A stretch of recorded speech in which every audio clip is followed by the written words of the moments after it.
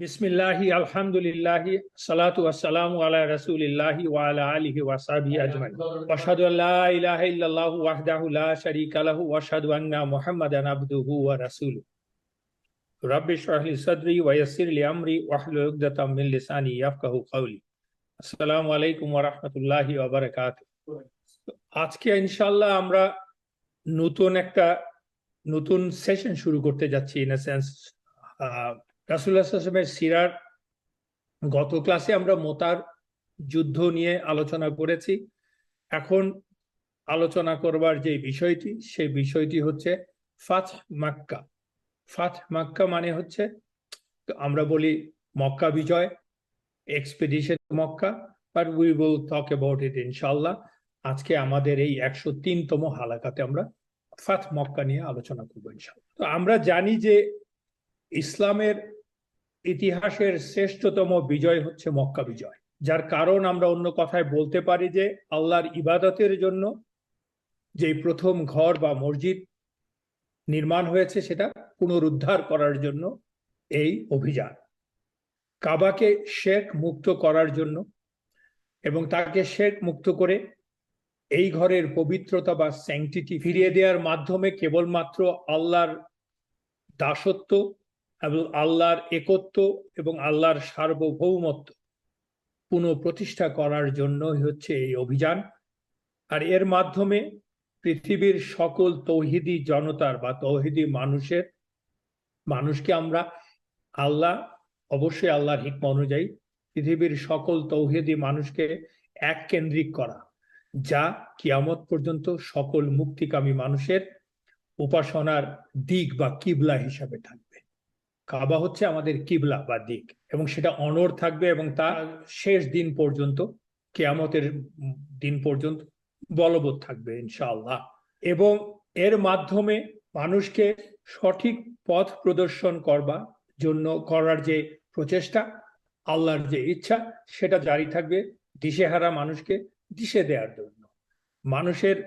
মানুষকে আসলে মূলত সৃষ্টির আনুগত্য বা দাসত্ব থেকে মুক্ত করে স্রষ্টার আনুগত্য বা দাসত্ব করার যেই ঘোষণা আল্লাহ দিয়েছেন, যেই কথা আল্লাহ বলছেন, সেটাকে উন্মুক্ত করার জন্য, সেটাকে সুগম করার জন্য এই মক্কা বিজয়, মক্কাকে পুনরুদ্ধার করা, কাবাকে পুনরুদ্ধার, এবং যার মাধ্যমে আসলে মানুষ সত্যিকারের সাফল্য বা মুক্তি অর্জন করবে, এবং আল্লাহ তাই চেয়েছেন। সেজন্য আল্লাহর অশেষ রহমতে, অপার মহিমায় তিনি তার শ্রেষ্ঠ বান্দা রাসূলুল্লাহ সাল্লাল্লাহু আলাইহি ওয়াসাল্লামের নেতৃত্বে একদল একনিষ্ঠ অনুগত শ্রেষ্ঠ মুসলমানের মাধ্যমে এই পরম সৌভাগ্যের এবং গৌরবের বিষয়টি সমগ্র মানব জাতির জন্য উপহার দিয়েছেন। দিস ইজ দ্য রাহমা, আলটিমেট রাহমা এন্ড ব্লেসিং অফ আল্লাহ সুবহানাহু ওয়া তাআলা। সেই জন্য এই বিজয়টাকে, ভিক্টরিটাকে বলা হয় আসলে ফাতহ। ফাতহ শব্দটার অর্থ হচ্ছে ফাতহ, এর অর্থ হচ্ছে ওপেনিং, উন্মুক্ত করা বা খুলে দেয়া বা কোনো কিছু শুরু করা। এবং যেটাকে আমরা বলছি যে কেন উন্মুক্ত করা, কেন ওপেন করা, so that to make sure that the people can have the আনহিন্ডার্ড access to the message and can choose freely what they want to choose. এই যে মেসেজটা মানুষ নেবে, সেটা যাতে মানুষের অ্যাক্সেসিবিলিটি ফ্রি থাকে, এই জন্য মক্কাকে উন্মুক্ত করা, মানে এটাকে আমরা বলছি ফাতহ বলছি। ইজিলি মানুষ নিজের থেকে চুজ করতে পারবে, যাতে কোনো বাধা না থাকে। And the people have the opportunity to, not only the opportunity, and have the right to practice the religion of Allah, that is Al-Islam, that is total unconditional submission to Allah, will of Allah. এই জন্য ব্যাপারটা হচ্ছে, this is not a conquest like the all other conquests. এটা একটা সম্পূর্ণ ভিন্ন বিজয়, এবং এই বিজয় কেবলমাত্র আল্লাহর জন্য, কেবলমাত্র only for the sake of Allah is this victory. That is called the fath, এবং যা আবহমান কালের মানুষের কল্যাণের জন্য বিশাল অনুপ্রেরণা হয়ে থাকবে। But this wasn't easy. এই যে মক্কা বিজয়টা তো ইজি ছিল না, কারণ রাসূলুল্লাহ সাল্লাল্লাহু আলাইহি ওয়াসাল্লাম এবং সাহাবারা, they gave their blood, sweat, sacrificed their lives, wealth, and this struggle was for last 21 years. সেই প্রথম দিন থেকে ওয়াহি আসলো যেদিন, সেই প্রথম থেকে আজকে 21 বছর পর্যন্ত। এবং আমরা এতদিন ধরে সেই স্ট্রাগলটা করে এসেছি, and that was not easy. আমরা আজকে 103 নম্বর হালাকাতে এসেছি এই পর্যায়ে। তার মানে এর আগের 102টো হালাকা অন এন এভারেজে 1.5 ঘন্টা করে হালাকার বক্তব্য। এতদিন ধরে আমরা জেনে এসেছি যে what kind of sacrifice Rasulullah sallallahu alaihi wasallam and his sahabas had to do, what kind of trial and tribulation they went through. আমরা দেখেছি যে in many occasions it looked like that Muslims were at the verge of being crushed by the tagut. Tagut মানে হচ্ছে আল্লাহ ছাড়া অন্যের উপাসনা করে যারা। যেমন ধরেন বদরের যুদ্ধ, 300 মুসলমান, অলমোস্ট আনপ্রিপেয়ার্ড মুসলমান versus 900 plus well prepared Quraish. ওহুদের যুদ্ধ, খন্দকের যুদ্ধ, 10,000-এর সাথে 2,000-এর যুদ্ধ, 3,000-এর যুদ্ধ, তারপর হুদাইবিয়ার সময় সন্ধি।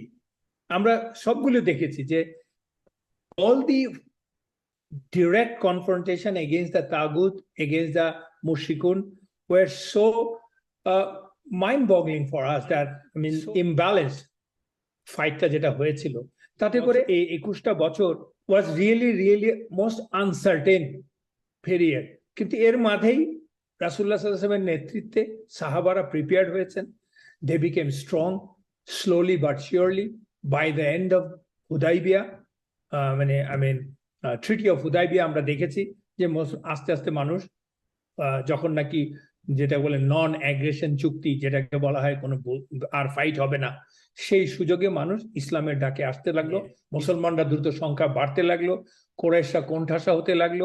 মুসলমানরা এমনকি বাইজেন্টাইনদের সাথে পর্যন্ত যুদ্ধ করার জন্য শক্তি সঞ্চয় করলেন, মনোবল সঞ্চয় করলেন। But they had to struggle, and all these struggle were for one reason, that is la ilaha illallah, to establish that. Why they could do that? They truly loved Allah and his Rasul sallallahu alaihi wasallam. And these people, this small group of people, they believed in Jannah and Jahannam, and they were eager to end up in Jannah and avoid Jahannam, which is the real Islam. And ওইটা করতে গেলে, ওই অ্যাচিভমেন্টটা পেতে গেলে যা যা করতে হবে জীবনের প্রতিটি ক্ষেত্রে, তারা তা করেছেন অত্যন্ত দৃঢ়তার সাথে, অত্যন্ত পেশেন্স নিয়ে, এবং যার ফলাফল হচ্ছে যে আল্লাহ তাদেরকে ইভেন্চুয়ালি সুযোগ করে দিচ্ছেন বিজয়ের। এবং যে জন্য কিনা আল্লাহ তাদেরকে মক্কায় প্রতিষ্ঠিত করতে একটু গ্লিচ হয়ে গেছিল, ইনশাআল্লাহ that will be covered up. তাই তো আল্লাহ সুবহানাহু ওয়া তাআলা তাদেরকে মক্কায় পুনঃপ্রতিষ্ঠিত করেছেন, যাদেরকে একদিন এখান থেকে, তাদের মাতৃভূমি থেকে কুরাইশরা বের করে দিয়েছিল। তাদেরকে শুধুমাত্র বের করে দেয়নি, তাদেরকে অত্যাচার করে তাদের অনেকে মেরে ফেলেছিল, এবং তাদেরকে তাদের মাতৃভূমি থেকে বের করেছে, তাদের আপনজন থেকে দূরে সরিয়ে দিয়েছে। তারা আশ্রয় নিয়েছিলেন মদিনাতে, এবং আজকে তারা ফিরে আসলেন সগৌরবে। তারা আজকে মক্কায় ফিরে আসলেন সগৌরবে। কতজন লোক নিয়ে? 10,000 লোক নিয়ে, 10,000 আর্মির লোক নিয়ে।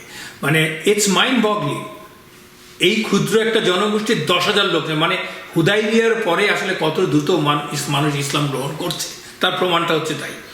10,000 সৈন্য নিয়ে তারা ফিরে আসলেন সগৌরবে, কিন্তু দে ওয়ার নট অ্যারোগেন্ট, কোনো অধ্যত্ব নিয়ে নয়, বরং আল্লাহর একত্বে নতজানু হয়ে বিনম্র চিত্তে ওনারা মক্কায় প্রবেশ করছেন। প্রতিশোধের জন্য নয়, ভালোবাসার জন্য, ইসলামের ভ্রাতৃত্ব এবং সাম্যের প্রতি উদাত্ত আহ্বান নিয়ে তারা মক্কায় ফিরে আসলেন। That was not easy. যে মক্কায় ওনারা ফিরে আসছেন, ওনারা এখন মুখোমুখি হচ্ছেন, তাদের এমন কোনো শক্তি, মেধা, বল নাই যে ওনারা ছিল না, যা মুসলমানদেরকে সমূলে ধ্বংস করার জন্য ওরা স্পেন্ড করে নাই। তারপরেও তারা ওই মনোভাব নিয়ে এসছেন, কারণ তারা তো বিজয় করতে আসেন, দেশ দখল করতে আসেন না, তারা এসছেন আল্লাহর একত্বের প্রকাশ করার জন্য, আল্লাহর আনুগত্য যাতে মানুষ করতে পারে এবং আল্লাহর আইন যাতে ওখানে স্ট্যাবলিশ করতে পারে, সেই জন্যই তো তারা এসছেন। দেখেন, তারা কিন্তু এসছে সগৌরবে, বিনম্র চিত্তে, কিন্তু অ্যাট দ্য সেম টাইম তারা এসছেন বিজয়ীর বেশে, শক্তিমত্তার জায়গা থেকে। মানে তারা এমন না যে মক্কায় ঢুকছেন, মানে ওরা ঢুকতে দেবে কি দেবে না কুরাইশা, সেই রকম অবস্থা থেকে ওনারা মক্কায় ঢুকছেন না। ওনারা মক্কায় ঢুকছেন 10,000 মুসলমানকে নিয়ে রাসূলুল্লাহ সাল্লাল্লাহু আলাইহি ওয়াসাল্লামের নেতৃত্বে, with all the might they can crush actually Quraysh now. কুরাইশদের মক্কা এবং তার আশপাশের বৃহত্তর অংশ অলরেডি ইসলাম গ্রহণ করেছে অথবা মুসলমানদের সাথে সমঝোতা এসে গেছে। কুরাইশরা এখন outnumber, they know that. তার মানে তারা বিজয়ের বেশে এসছেন, শক্তিমত্তার জায়গা থেকে ওনারা মক্কায় এসছেন, অর্থাৎ সমীহ জাগানো অবস্থা থেকে, দুর্বল অবস্থা থেকে না। You can only be magnanimous from the position of strength and power. একেই বলে সত্যিকারের মহানুভবতা। আপনি ম্যাগনানিমেটি মানে কি আপনার মহানুভবতা দেখানো। তো you can show your magnanimity or মহানুভবতা তখন কখন দেখাতে পারেন? আপনি যখন শক্তিশালী। একজন পরাজিত লোক তো আর তার মহানুভবতা দেখানোর কি আছে তার? তারা সেই কোনো হি ডাজন্ট হ্যাভ দ্যাট, মানে সে দেখালেও it doesn't make any sense or it doesn't have enough value. পরাজিত লোকের আর কি দেখাবে? সো আমার শক্তির জায়গা থেকেই আমার মহানুভবতা দেখানো যায়, সেটাই মুসলমানরা আজকে দেখাচ্ছে। এই ঔদার্যটা হচ্ছে রিয়েল ঔদার্য, and this is for only for the sake of Allah, and Allah loves that. On top of that, কি কি কারণে আসলে মক্কা বিজয়ের জন্য মক্কা অভিযানটা রাসূলুল্লাহ সাল্লাল্লাহু আলাইহি ওয়াসাল্লাম করলেন বা করতে পারলেন, আমরা অনেকগুলো বলে ফেলেছি অলরেডি। তো সবকিছুর মূলে হচ্ছে হুদাইবিয়ার সন্ধি। অফকোর্স আল্লাহর ইচ্ছা, দ্যাটস দ্য উইল অফ আল্লাহ, আল্লাহ কাদার অফ আল্লাহ। বাট হুদাইবিয়ার সন্ধির পর থেকেই পুরো ব্যাপারটা চেঞ্জ হয়ে গেল। মুসলমানরা, মানে যেহেতু হুদাইবিয়ার সন্ধির ওয়ান অফ দি মূল পয়েন্ট ছিল কি, যে কেউ কাউকে আক্রমণ করবে না। তাতে করে মুসলমানদের সাথে নন মুসলিমদের মেলামেশা শুরু হলো। তাদের অনেকেই তো আত্মীয় স্বজন, তারা পাড়া প্রতিবেশী, আত্মীয় স্বজন, একই মানুষ। যেই তাদের সাথে এক্সচেঞ্জ হওয়া শুরু হলো, এবং সেটা ভয় বা যুদ্ধ মানসিকতা নিয়ে নয়, শান্তির সময়ে, তখন they started realising, they started understanding what is the message, and people could see how this people are doing, who this people are, their character, মুআমালা। সো এইটা আসলে accelerated conversion of the people to Islam. যে জন্যই আমরা বলি যে সেই সূরা ফাতিহার প্রথম লাইনতে আল্লাহ বলছে, দিস ইজ দি ক্লিয়ার ফাত, ইন্না ফাতাহনা লাকা ফাতহান মুবিনা। এটি হচ্ছে নিশ্চিত বিজয়, ওপেনিং। হুদাইবিয়ার সন্ধির পরে মুসলমানরা সংখ্যাটা বেড়ে যাচ্ছে। রাসূলুল্লাহ সাল্লাল্লাহু আলাইহি ওয়াসাল্লাম দেখতে পাচ্ছেন মুসলমানের সংখ্যা বেড়ে যাচ্ছে, মুসলমানরা স্ট্রেংথ পাচ্ছে।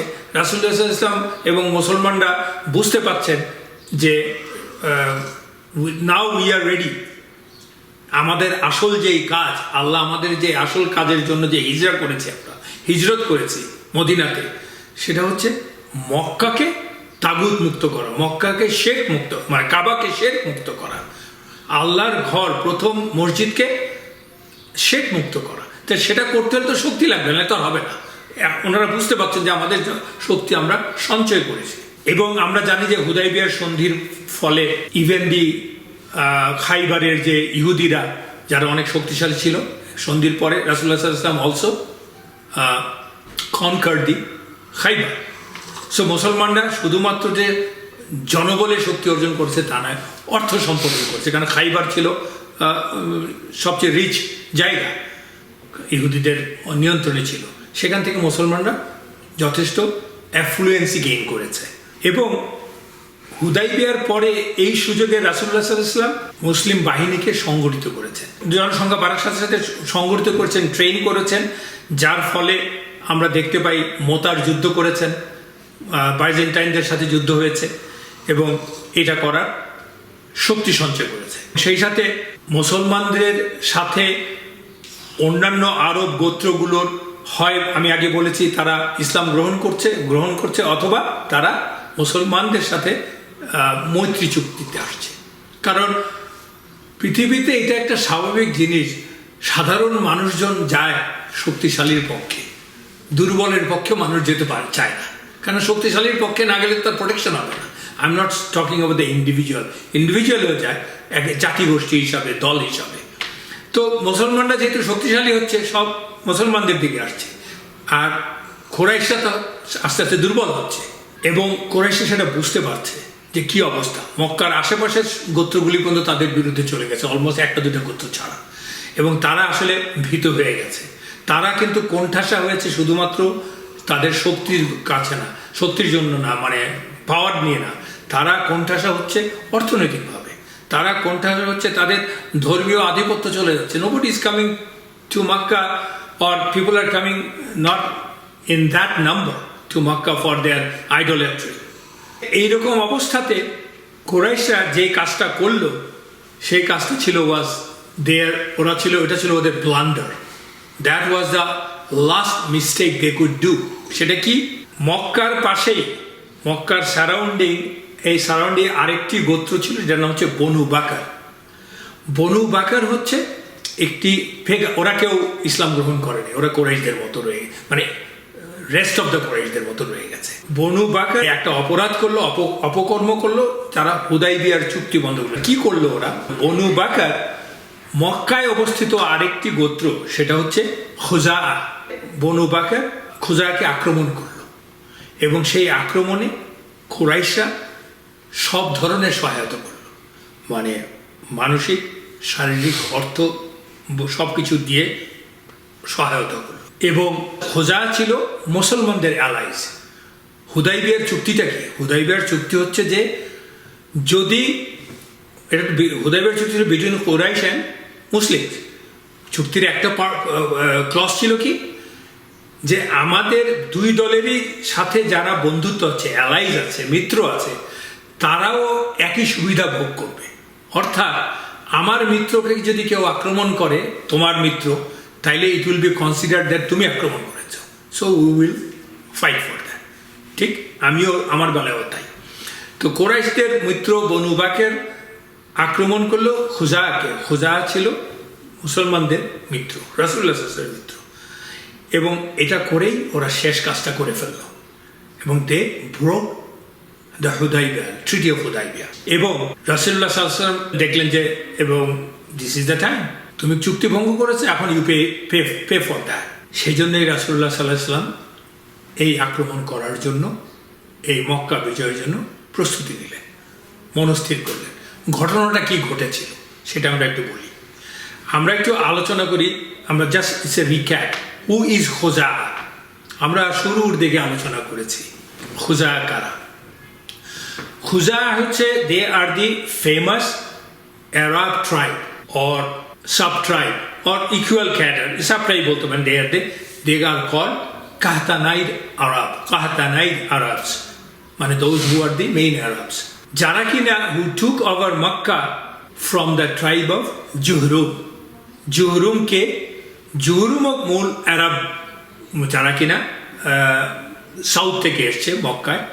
আমরা যে প্রথম ক্লাসে যে মনে আছে কিনা আপনাদের, জুহরুম হচ্ছে who were actually in laws of Ismail আলাইহিসসালাম। ইব্রাহিম আলাইহিসসালাম যখন ইসমাইল আলাইহিসসালাম এবং হাজেরা সালামুন আলাইহাকে রেখে গেলেন, তখন ইসমাইল আলাইহিসসালাম যখন বড় হলেন, তখন তো উনি বিয়ে করেছিলেন ওই মক্কার লোকদের সাথে। তো ওরা ছিল আরব একটি গোষ্ঠী, সেটা হচ্ছে জুহরুম। তারাও কাহতানাইদি অ্যাকচুয়ালি। তাদের সাথে বিয়ের বন্ধনে আবদ্ধ হলো ইসমাইল আলাইহিসসালাম, and this Jurhum ruled Mecca for 1000 years. Eventually Khuzaa fought out Zuhrum and took over Makkah, and they were in charge of Makkah for around 500 years. আমরা যদি বুঝাতে পারি আর কি। ওই খুজাদের বিখ্যাত নেতা, আমরা কুখ্যাত বলতে পারি, তার নাম ছিল কি আমর ইবেন লোহাই আল খুজাই। মনে আছে কিনা আমর ইবেন লোহাইয়ের কথা? হু ইন্ট্রোডিউস আইডলস, মূর্তি in Mecca for the first time, because he was a charismatic leader of খুজা। এবং সে সিরিয়া থেকে আমলকাইটসদের কাছ থেকে ওরা মূর্তি পূজা করতো। আমলকাইটসরা ছিল তখন শক্তিশালী একটা জনগোষ্ঠী, গোত্র। তারা তাদের শক্তি দেখে বিমোহিত হয়ে তাদের দেবতাদের একটা দেবতাকে সে নিয়ে এসে মক্কায় প্রতিষ্ঠিত করেছিল, এবং সে যেহেতু এত পপুলার নেতা ছিল সবাই এটা মেনে নিয়ে গেছিল, এবং সেই পর থেকে 500 বছর ধরে এই মূর্তি পূজা শুরু হয়েছিল মক্কায়। সেই হচ্ছে খুজা। কিন্তু finally Quraish took over Makkah from the Khuzaa under the leadership of great leader Qusay ibn Kilab.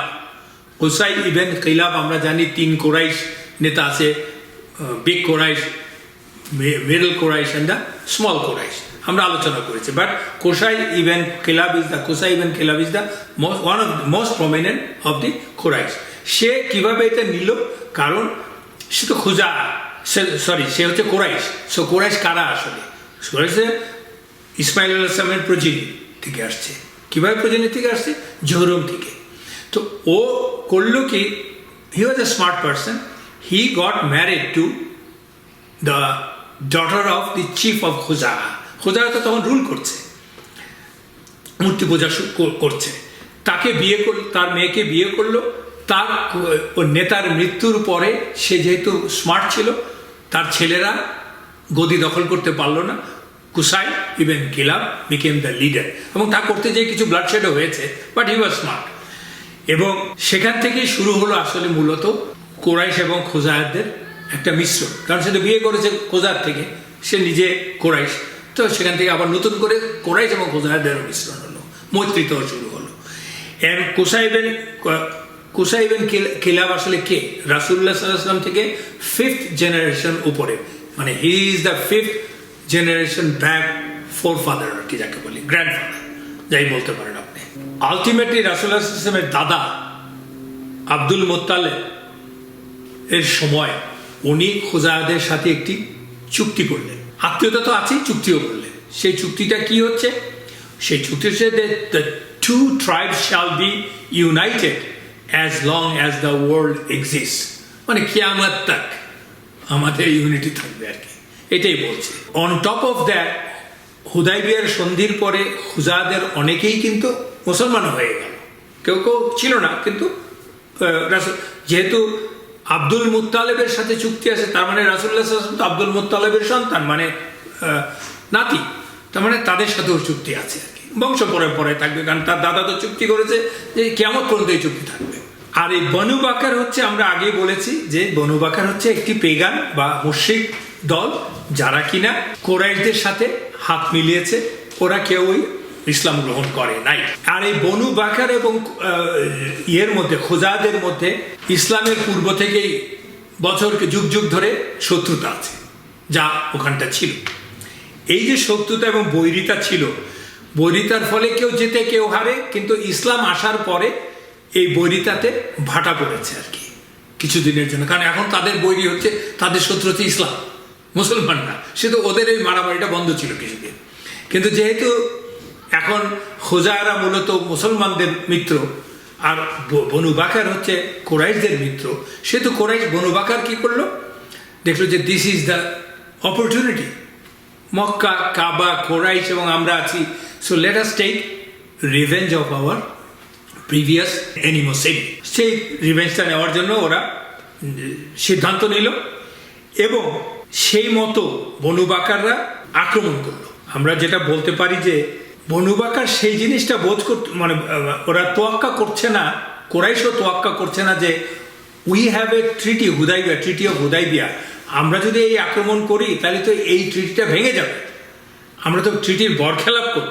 Actually তখন কুরাইশরা ওদেরকে এই ধরনের একটা অযৌক্তিক আক্রমণে বনু বাকারকে সহায়তা করলো। তার মানেটা কি হলো? Quraysh broke the treaty of Hudaybiyyah unilaterally. রাসূলুল্লাহ সাল্লাল্লাহু আলাইহি ওয়াসাল্লাম ভঙ্গ করেননি, ওরাই ভঙ্গ করেছে। এনিওয়ে, বনু বাকার তখন ওই বছরে শাবান মাসের এক রাতে মক্কার হারামের ঠিক বাইরে, ওরা তো সবাই মক্কা এবং মক্কার আশপাশে থাকে, মক্কার হারামের ঠিক বাইরে আল ওয়াতির নামক একটা জলাশয়ের সামনে খুজাকে উপর রাতের বেলায় অতর্কিতে আক্রমণ করলো। And that was a disaster because ওরা all of a sudden আক্রমণ করলো and they killed 20+ খুজাই, and that included women and the children too. একটা গোত্রের 20 জন লোককে মেরে ফেলা মানে কিন্তু ম্যাসাকার হয়ে যাওয়া, কারণ একটা গোত্র, এই সাব ট্রাইব মানে একটা বিরাট হাজার হাজার লোক না, কিন্তু বড়জোর কয়েকশো, এবং ওরা আক্রমণ থেকে রক্ষা পাওয়ার জন্য eventually খুজা took shelter in Kaaba, in and around Kaaba. কারণ হচ্ছে কাবাতে আমরা we know that even from the time of Jahiliyyah যে if people take shelter in Kaaba you cannot touch them. If even someone is your father's killer you cannot touch them. That's the deal, right? It started at the time of Ibrahim alayhis salam and it continued. People honored that. যাই হোক, বনু খুজাইরা they took shelter in Kaaba, কিন্তু shelter নিলে কি হবে? বনু বাকারের যে নেতা ছিল, his name is Naufal. These people are so wild, so arrogant. He didn't care. ও মনে করছে this is the opportunity, let's take the revenge. That's it. তখন আশ্রয় নেয়ার পরেও শুধু নিল না, পিপল অফ দ্য খুজা ওই নৌফেলকে বলছে, O Nawfal, we are in the হারাম, fear your god, please fear your god. ওরা মূর্তি পূজক হলে কি, ওরাও তো কাবাকে অনার করে ওদের গডের জন্যই তো, ওদের যা পারসেপশন আছে, আমরা তো আশ্রয় নিয়েছি, fear your god, don't kill us. But Nawfal didn't listen to them and he said, ও যে কথাটা বলবে দ্যাট ইজ ওই পেগানদের জন্য এটা অ্যাপোস্টেসির ব্যাপার, মুরতাদ হয়ে যাওয়ার ব্যাপার। ও বলছে there is no God today, ও বনু বাকার। যাই হোক, বনু বাকারের এই আক্রমণ থেকে রক্ষা পাওয়ার জন্য খুজায়াদের নেতা আমর ইবেন সালিম তার 40 জন সাথী নিয়ে প্রাণ ভয়ে কোনো রকমে পালিয়ে মদিনায় পৌঁছালো এবং রাসূলুল্লাহ সাল্লাল্লাহু আলাইহি ওয়াসাল্লামের কাছে যে নালিশ করলো, কারণ ওরা তো রাসূলুল্লাহ সাল্লাল্লাহু আলাইহি ওয়াসাল্লাম মুসলমানদের অ্যালাইজ। নালিশ করলো যে according to the treaty please help us, দো not all of them are মুসলিম। রাসূলুল্লাহ সাল্লাল্লাহু আলাইহি ওয়াসাল্লাম সব কথা শুনতে লাগলেন এবং আমর তখন ওদের নেতা আমর যে গেল, ওদের তো কবিতার কথা আমরা জানি সবাই, কবিতার মাধ্যমে ওরা কমিউনিকেট করে, and in the serious time they really manufacture কবিতা অ্যাকচুয়ালি। তো ওনার ওই হৃদয়গ্রাহী কবিতা পড়ে, কবিতা শুনে রাসূলুল্লাহ সাল্লাল্লাহু আলাইহি ওয়াসাল্লাম শুধু বললেন, you have gain help Amr, you have earned your help, we shall help you or you will be helped, O Amr. May Allah subhanahu wa ta'ala never help me if I don't help Banu Ka'b. Banu Ka'b is actually one of the name of the Khuza'ah. তার মানে রাসূলুল্লাহ সাল্লাল্লাহু আলাইহি ওয়াসাল্লাম যখন বলছেন যে may Allah never help me if I don't help you guys, তার মানে এটা তো শপথ নেওয়া হয়ে গেল, বিকজ ওরা ইউনিলেটারালি কুরাইশরা ট্রিটি ভঙ্গ করেছে। সো দ্যাট নাও রাসূলুল্লাহ সাল্লাল্লাহু আলাইহি ওয়াসাল্লাম বাই ভার্চু অফ ট্রিটি রাসূলুল্লাহ will have to help Khuzaah. তাই করলেন রাসূলুল্লাহ সাল্লাল্লাহু আলাইহি ওয়াসাল্লাম। তখন রাসূলুল্লাহ সাল্লাল্লাহু আলাইহি ওয়াসাল্লাম একটা আলটিমেটাম পাঠালেন কুরাইশদের কাছে। আলটিমেটামটা কি? কুরাইশদেরকে উনি বলছেন যে either you guys sever your ties with Banu Bakr, তোমরা তোমাদের, কুরাইশদেরকে বলছে তোমরা তোমাদের মৈত্রী চুক্তি বনু বাকারের সাথে ছিন্ন করো, এবং শুধু তাই না, এবং খুজায়াদের যাদেরকে হত্যা করেছে তাদের ব্লাড মানি তোমরা দিতে হবে, তা না হলে আমি তোমাদের বিরুদ্ধে যুদ্ধ ঘোষণা করব। ক্লিয়ার? দুইটা অপশন, মানে ওদেরকে চয়েস দিলেন। চয়েস মানে কি? ওদের অপশনটা দিয়ে দিলেন যে সেটা হচ্ছে হয় তোমরা দুটো কাজ করবে, বনু বাকারের সাথে সম্পর্ক ছেদ করবে এবং তোমরা তাদের ব্লাড মানি দিয়ে দেবে, দিয়া যাকে আমরা বলি, otherwise I will attack you. And Rasulullah sallallahu alaihi wasallam has got the right to do that. But Quraisha, they refused. They refused on both accounts. কোনোটাই তারা মানতে রাজি না, দুটোর একটাও না। সম্পর্ক ছিন্ন করবে না, ব্লাড মানিও দেবে না। তাদের মধ্য থেকে তাদের এক নেতা ছিল, তার নাম হচ্ছে কুরাজা ইবেন আবদ আমর ইবেন নাউফেল ইবেন আব মানাফ। সে বলল তাদের নিজেদের মধ্যে, if we do that means if we follow, if we abide by the condition of Rasulullah sallallahu alaihi wasallam, we will have nothing left, because Banu Bakr is the only tribe around us who are pagan, who are on our religion, and blood money for 20 dead, 20 plus dead. আমরা কি জানি blood money একজনের জন্য blood money কি 100 camels, তো 20 জন্য 2000 camels, it's huge. এটা এত সোজা না দেওয়া, মানে ওদের অর্থনীতি এমনি খারাপ, আরো খারাপ হয়ে যাবে। So we cannot do that. And we will not do that. কিন্তু তা করলে কি হবে, ওরা বুঝতে পারছে যে দে আর ইন ট্রাবল, ওদের আর উপায় নেই। তখন কুরাইশরা দে কনভিনড আ ইমার্জেন্সি মিটিং, এবং বুঝতে পারলো যে আমাদের নাগালের বাইরে চলে গেছে, but we have to come up with some idea so that we can patch up with রাসূলুল্লাহ সাল্লাল্লাহু আলাইহি ওয়াসাল্লাম এন্ড দ্য মুসলিম। এবং এ থেকে বোঝা যাচ্ছে যে ওরাও জানে যে ওদের শক্তি এখন আর সেটা নাই, ওরা ভাব করছে কিন্তু তার শক্তি নাই, দে ক্যানট ডিফেন্ড দেমসেলস। কিন্তু তা হয়ে যাওয়ার পরেও তারা তো মেনে নিলেই পারে, নেগোসিয়েশনটা করতে পারে, তারা কোনোটাই মেনে নিতে রাজি না। This is something that we know from the history. যারা টাইরেন্টস, অত্যাচারী, স্বেচ্ছাচারী, ক্ষমতাসীন যারা থাকে, তারা কখনো কিন্তু তাদের পরাজয়টাকে সহজভাবে মেনে নিতে পারে না। তারা সাম্রাজ্যের যখন পতন হতে থাকে, দে বিকেম ওয়াইল্ড। আমরা দেখেছি রোমান সাম্রাজ্য থেকে করে সব সাম্রাজ্যতে, and that's what happened to them. বোঝার পরেও তারা অ্যারোগেন্ট ছিল। বাট তাদের নেতা Abu Sufyan, he is a smart man. ও ঠিকই বুঝতে পেরেছে যে আমাকে যেতে হবে, আমাকে এখন যেতে হবে। সে আলটিমেটলি বলল, I will go to Medina to meet রাসূলুল্লাহ সাল্লাল্লাহু আলাইহি ওয়াসাল্লাম। সে জরুরি ভিত্তিতে মদিনায় চলে আসলো। দেখেন, আবু সুফিয়ান যে কিনা রাসূলুল্লাহ সাল্লাল্লাহু আলাইহি ওয়াসাল্লাম মুসলমানদের বিরুদ্ধে বদরের যুদ্ধ ছাড়া সব যুদ্ধ ফাইট করেছে, তার নেতৃত্ব দিয়েছে, প্ল্যান করেছে, হি ইজ আবু সুফিয়ান। ওর জন্য মদিনায় আসা রাসূলুল্লাহ সাল্লাল্লাহু আলাইহি ওয়াসাল্লামের কাছে করজোড়ে নত হয়ে it is in itself is a humiliation. যাই হোক, সে মদিনায় আসলো। নানান বর্ণনা আছে, যে বর্ণনাটা more or less compile in the famous books, আমি সেখান থেকে বলছি। হি ডিরেক্টলি ওয়েন্ট টু রাসূলুল্লাহ সাল্লাল্লাহু আলাইহি ওয়াসাল্লাম, এবং রাসূলুল্লাহ সাল্লাল্লাহু আলাইহি ওয়াসাল্লামকে গিয়ে কি বলল, চুক্তি নবায়ন করার জন্য। মানে সে চুক্তিতে থাকতে চায়, রাসূলুল্লাহ সাল্লাল্লাহু আলাইহি ওয়াসাল্লাম কন্ডিশন মানে না, চুক্তি নবায়ন করার জন্য, বাট খুব নত জানু হয়ে বলল। রাসূলুল্লাহ সাল্লাল্লাহু আলাইহি ওয়াসাল্লাম ডিডন্ট ইভেন লুক অ্যাট হিম। এটাতে একে অন্যকে সবাইকে চিনে। আর রাসূলুল্লাহ সাল্লাল্লাহু আলাইহি ওয়াসাল্লামের ঘরে এখন আবু সুফিয়ানের কন্যা, তার স্ত্রী। এনিওয়ে, আমরা আসছি সেখানে। রাসূলুল্লাহ সাল্লাল্লাহু আলাইহি ওয়াসাল্লাম didn't even look at him. সে তারপরে আবু বকর, ওমর, ওসমান, আলী রাদিয়াল্লাহু আনহু সবার কাছে গেল, যে করজোড়ে মিনতি করছে আর কি। বিকজ সে বুঝতে পারতেছে যে সে যদি কিছু না করে যেতে পারে, দে উইল বি ক্রাশ। এটা হচ্ছে তাদের ধারণা, হুইচ ইজ রাইট। কিন্তু তারা কেউই তাকে কোনো আশ্বাস দিলেন না, কোনো কিছু বললেন না। কয়েকজন আবু বকর, ওমর তো কথাই বললেন রাসূলুল্লাহ সাল্লাল্লাহু আলাইহি ওয়াসাল্লামের মতোই। আলীর কাছে গেলেন, আলী কথা বললেন। আলী বললেন, ওয়াও টু ইউ ইয়া আবু সুফিয়ান, ঠিক তোমার, by Allah, when he sallallahu alaihi wasallam has decided a matter, we are not going to pursue him otherwise, because he has decided a matter. So আমাদের কাছে কোনো তো লাভ নেই। তখন সে ফাতিমা রাদিয়াল্লাহু আনহার দিকে তাকালো, তাকিয়ে বলল, O daughter of Muhammad, would you please ask your little boy Hasan. মানে আমার মনে হচ্ছে অন্য একটা জিনিস আর কি। যাই হোক, মানে সে কতটা অসহায়। তখন হাসান রাদিয়াল্লাহু আনহুর বয়স 5-6 বছর বয়স। সে বলছে তার মাকে, O daughter of Muhammad, would you ask your little boy to seek protection on our behalf from your father? If he does so, he shall be respected till the day of Qiyamah. সে কিয়ামাও বোঝে এখন। And he shall be the Sayyidul Arab. Sayyid মানে leader দেয়।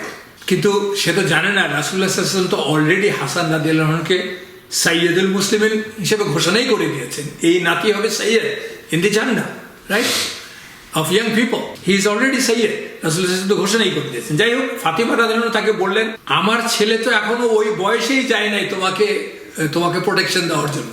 And on top of that, রাসূলুল্লাহ সাল্লাল্লাহু আলাইহি ওয়াসাল্লাম যেখানে সিদ্ধান্ত নিয়েছেন, সেখানে তো অন্য কেউ সেই বিরুদ্ধে কথা বলার কেউ নাই। সো তুমি খামাখা আমাদের কাছে রিকোয়েস্ট করছো। সো সে মক্কায় ফিরে যাওয়ার আগে আবার শেষ চেষ্টা করলো আলীর সাথে কথা বলা। আলী রাদিয়াল্লাহু আনহুকে বলল, ও আবুল হাসান, মানে হাসানের বাবা, ও আবুল হাসান, আমার অবস্থাটা একটু বোঝার চেষ্টা করো। অ্যাটলিস্ট গিভ মি এ নাসিহা, advice, what should I do. মানে সে তো এখান থেকে এভাবে যেতে চাচ্ছে না। He is a leader of the Quraysh. And not, সে তো আর হেজিবেজি লিডার না, সে হচ্ছে অবিসংবাদিত নেতা কোরাইশদের for last almost 20 years. So তখন আলী রাদিয়াল্লাহু আনহু তাকে বললেন, I don't know nothing or anything that can help you, and you are a Sayyidul Banu Kinana. Banu Kinana is the root of the Quraysh actually, যেটাকে বলে another even Kinana, আমরা যাকে বলি আর কি, যার নাম। You are the Sayyid of Banu Kinana. Why don't you go to the masjid of Rasulullah sallallahu alaihi wasallam and announce publicly or ask publicly for a protection. রাসূলুল্লাহ সাল্লাল্লাহু আলাইহি ওয়াসাল্লাম বলছে ওপেনলি বলো, তোমার তার মানে সোজা কথা, তুমি তো সব হারাইছো, তোমার তো আর কিছু ভয় নাই, ইউ গিভ ইট ট্রাই। এবং সেটা হচ্ছে তুমি তার মানে নেতার মতো কাজ করো। কাকে আলী রাদিয়াল্লাহু আনহু কাকে অ্যাডভাইস দিচ্ছেন?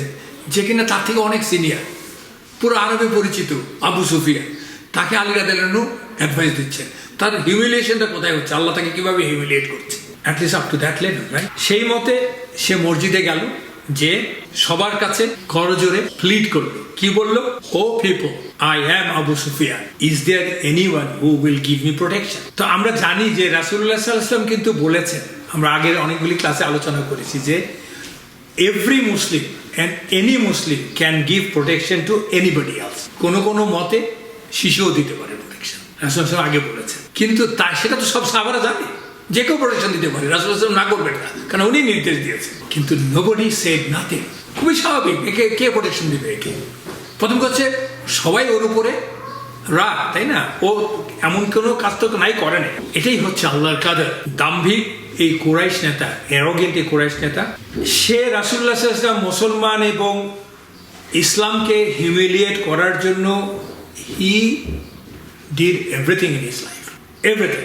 অ্যান্ড আজকে তাকে কিছুটা পে ব্যাক করতে হচ্ছে। পুরো পে ব্যাক তো আর করছে না সে, কিছুটা হলেও তাকে মূল্য দিতে হচ্ছে। যদিও অবশেষে আল্লাহ সুবহানাহু ওয়া তাআলা তাকেও ক্ষমা করে দিয়েছে। এই মক্কা বিজয়ের পরেই সময় আমরা দেখতে পাবো, আমরা আসছি আগামী একটা ক্লাসে আমরা পড়তে পাবো, আল্লাহ তাকেও ক্ষমা করে দিয়েছেন, রাসূলুল্লাহ সাল্লাল্লাহু আলাইহি ওয়াসাল্লাম তাকেও ক্ষমা করে দিয়েছেন, সাহাবারাও তাকে ক্ষমা করে দিয়েছে, সম্মানিত করেছেন। কিভাবে সম্মানিত করেছেন? তাকে ইসলামে হিদায়াত দিয়েছেন, আল্লাহ ইসলাম গ্রহণ করেছে, এবং আলটিমেটলি হি বিকেম সাহাবা অফ রাসূলুল্লাহ সাল্লাল্লাহু আলাইহি ওয়াসাল্লাম, and he became a famous sahaba. He did lot of good things for Islam. আমরা এই ঘটনাটা বলি, আমরা একটা ব্রেকে যাব। আরেকটি রিওয়ায়াতে আছে যে ফাইনালি আবু সুফিয়ান গেল তার কন্যা হাবিবা রাদিয়াল্লাহু আনহার কাছে। মানে এতটা ডিসহার্টেন হয়ে আবু সুফিয়ান আর কোনো পথ না দেখে অন্ততপক্ষে মেয়েটাকে দেখে যায়, ওইরকম একটা ভাব আর কি। সে গেল হাবিবা, যার আসল নাম হচ্ছে, পিতৃপ্রদত্ত নাম হচ্ছে রামালা বিনত আবু সুফিয়ান। আমরা তার সম্বন্ধে পড়েছি একটা ক্লাসে। রাদিয়াল্লাহু আনহা তার কাছে গেল, এবং তারা কিন্তু they haven't seen each other for last 15 to 16 years. কারণ হাবিবা রাদিয়াল্লাহু আনহা মাইগ্রেটেড টু হাবাসা। হাবাসাতে কখন মাইগ্রেশন হয়েছে? Within first 5 years of Meccan period, মানে আর্লিয়েস্ট। ওখানটায় উনি গিয়েছিলেন ওনার হাজবেন্ড উবাইদুল্লাহ ইবনে জাহাশ রাদিয়াল্লাহু আনহুর সাথে। আমরা জানি উবাইদুল্লাহ ইবনে জাহাশ রাদিয়াল্লাহু হাবাসাতে মারা গেছেন। কেউ বলে উনি অ্যাপোস্টেট করেছেন, but that's a debate, we talked about it actually. তারপর হাবিবা রাদিয়াল্লাহু আনহা একা হয়ে যান। রাসূলুল্লাহ সাল্লাল্লাহু আলাইহি ওয়াসাল্লাম মদিনায় বসে সেখান থেকে নাজাশিকে খবর পাঠান। নাজাশি ওয়াজ দ্য ওয়ালি। রাসূলুল্লাহ সাল্লাল্লাহু আলাইহি ওয়াসাল্লাম সাথে হাবিবার বিবাহ হয়। কিন্তু তার অনেক পরে, হুদাইবিয়ার সন্ধির পরে, অনেক পরে মানে খাইবারের পরে, যখন কিনা জাফর ইবনে আবু তালিব রাদিয়াল্লাহু আনহু তার দল নিয়ে হাবাসা থেকে আসলেন, তখন হাবিবাও চলে এসেছেন মদিনাতে, এসে রাসূলুল্লাহ সাল্লাল্লাহু আলাইহি ওয়াসাল্লামের সাথে মিলিত হয়েছে। দে কনজুমেটেড দেয়ার ম্যারেজ। এই হচ্ছে হাবিবা। এত বছর পরে স্বাভাবিকভাবে, আফটার অল তো নারীর টান, পিতা কন্যার ইমোশনাল সময়টা ওনারা দেখা হলো, যেটাকে বলে গ্রিটিংস বিনিময় করলেন। করার পরে ঘরে ঢুকে ওনারা যেটা করলেন সেটা হচ্ছে যে হাবিবা রাদিয়াল্লাহু আনহার বিছানাতে, কারণ ওই ঘর তো রাসূলুল্লাহ সাল্লাল্লাহু আলাইহি ওয়াসাল্লামের ঘরগুলো তো, বাড়ি তো আর লাক্সারিয়াস কিছু না, একটা করে রুম তার স্ত্রীদের, তার মানে এটা রাসূলুল্লাহ সাল্লাল্লাহু আলাইহি ওয়াসাল্লামের ঘর। সেই ঘরে আবু সুফিয়ান ঢুকে হাবিবা রাদিয়াল্লাহু আনহার ঘরে তার বিছানায় বসতে গেল। বিছানায় বসতে যাওয়ার পর, বিছানা মানে তো রাসূলুল্লাহ বিছানা ইজ ভেরি সিম্পল। উনি তখন ওই বিছানার তোষক বলেন বা কম্বল কাঁথা যাই ছিল, সেটা বাবাকে বসতে দেখে উনি গুটিয়ে ফেললেন। গুটিয়ে ফেলার পরে খালি তক্ত বসে ওনাকে বসতে দিলেন। মানে এর মানে তো তাই, যেই গুটিয়ে ফেলছে মানে তুমি এখানে বসো। আবু সুফিয়ান এটা দেখে হি ওয়াজ শকড। দেখে তার মেয়েকে বলল, মানে একটু যে ব্যাপারটাকে লাইট করার জন্য হয়তো বললো, O my daughter, am I too good for this mattress or the mattress is too good for me? কারণ বাবা এসছে, বসবে, বিছানার মানে ম্যাট্রেস গুটিয়ে ফেলেছে, এখন বাবা কি বলবে? আর am I too good for this mattress or the mattress is too good for me? তখন হাবিবা রাদিয়াল্লাহু আনহা কি রিপ্লাই করলেন? বললেন this is the mattress of রাসূলুল্লাহ সাল্লাল্লাহু আলাইহি সাল্লাম, বিকজ উনি এসে এখানে ঘুমান। ইউ আর এ মুশরিক অ্যান্ড ইউ আর নাজাস। নাজাস মানে ফিল্থ, নোংরা। সেটা ফিজিক্যাল নোংরা না, দুইটাই হয়, নাজাস মানে দুটোই হয় আসলে। সে বাবাকে বলছে this is the mattress of রাসূলুল্লাহ সাল্লাল্লাহু আলাইহি সাল্লাম অ্যান্ড ইউ আর এ মুশরিক অ্যান্ড এ নাজাস। দ্যাটস ইট, আর কিছু বলার দরকার নেই। বসে কি বসে আর কিছু বলা দরকার। আবু সুফিয়ান হতাশ হয়ে বলল, আমি জানি না আমাদের ছেড়ে যাওয়ার পর তোমার উপর কি অশুভ ভর করেছে। মানে ব্যাপারটাকে তো লাইট করতেই হবে। Anyway it's a tough thing. আপনি 15-16 বছর পর আপনার মেয়ের সাথে দেখা হয়েছে, আর আপনার মেয়ে তার হাজবেন্ডের জন্য এই কথা বলছে বাবাকে। ওর কাছে তো সে ব্যাপারটা তার হাজবেন্ডের জন্য, কিন্তু উম্মু হাবিবা রাদিয়াল্লাহু আনহার কাছে তো তার হাজবেন্ডের জন্য না, রাসূলুল্লাহ সাল্লাল্লাহু আলাইহি ওয়াসাল্লামের জন্য। আমরা আগেই বলেছি, যেদিন থেকে রাসূলুল্লাহ সাল্লাল্লাহু আলাইহি ওয়াসাল্লাম নবুয়ত প্রাপ্ত হলেন, তারপর থেকে তার ফলোয়াররা, সেটা তার স্ত্রী হোক, চাচারাই হোক, মুরব্বীরা হোক, বন্ধুরা হোক, তাকে তো কেউ নাম ধরে ডাকে না। তারে সবাই তাকে বলে ইয়া রাসূলুল্লাহ সাল্লাল্লাহু আলাইহি ওয়াসাল্লাম। ওনার যদিও উনি কারো না কারো হাজবেন্ড, কারো না কারো বাবা, কারো না কারো আত্মীয় স্বজন, বন্ধু বান্ধব। So it was really disheartening and humiliating for a father too. At the same time it was not easy for a daughter. এবং এটা উনি করতে পেরেছেন কেন? ওই যে মক্কা থেকে ওনাকে বেরিয়ে যেতে হয়েছিল ওনার হাজবেন্ডকে নিয়ে, কেন বেরিয়ে যেতে হয়েছিল? কারণ উনি লা ইলাহা ইল্লাল্লাহ মুহাম্মাদুর রাসূলুল্লাহ মুসলমান হয়েছে। কারা বের করে দিয়েছিল? কার ভয়? ওর বাবা, নিজের বাবার ভয়। বাবা তো চাইলেই পারতো তাকে প্রোটেকশন দিতে, দেয় তো না। এবং সেই বিদেশ বিভুয়ে তখনের দিনে ও বিদেশে ওই হাবাসাতে যে নিজেকে সেটেল করা, যেখানে তার হাজবেন্ড মারা গিয়েছে, মানে it was a difficult life for her. And রাসূলুল্লাহ সাল্লাল্লাহু আলাইহি ওয়াসাল্লাম honoured her by after getting married to her. এই যে তার অপূরণীয় মানে যেটাকে বলে কন্যা হিসাবে তার যে অন্তরের যে ব্যথা, সেটা তো আছেই। এখন সে তার বাবা এসছে কি হিসাবে এসছে? সে কুরাইশ নেতা হিসাবে এসছে, পরাজিত, অসহায়, হিউমিলিয়েটেড নেতা হিসেবে তার কাছে।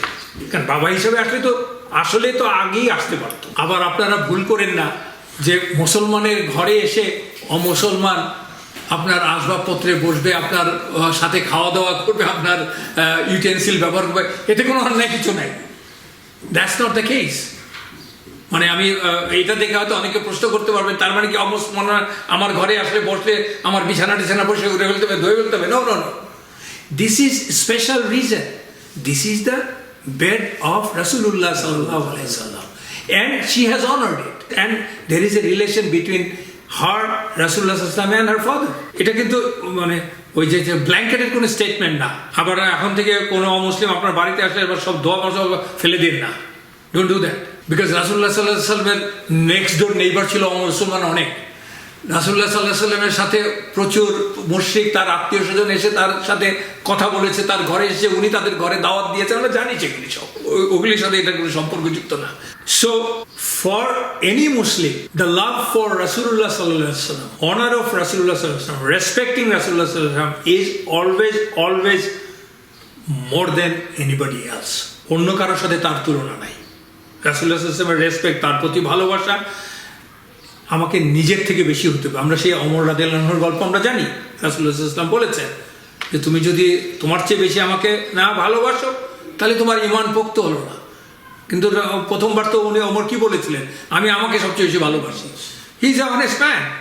রাসূলুল্লাহ সাল্লাল্লাহু আলাইহি ওয়াসাল্লাম কি বলেছিলেন? You go back and do that. তার কয়েকদিন পরে এসে ওমর রাদিয়াল্লাহু আনহু বললেন, ইয়া রাসূলুল্লাহ সাল্লাল্লাহু আলাইহি ওয়াসাল্লাম, from now onward you are most beloved to me, even more than me. So that's the way it is.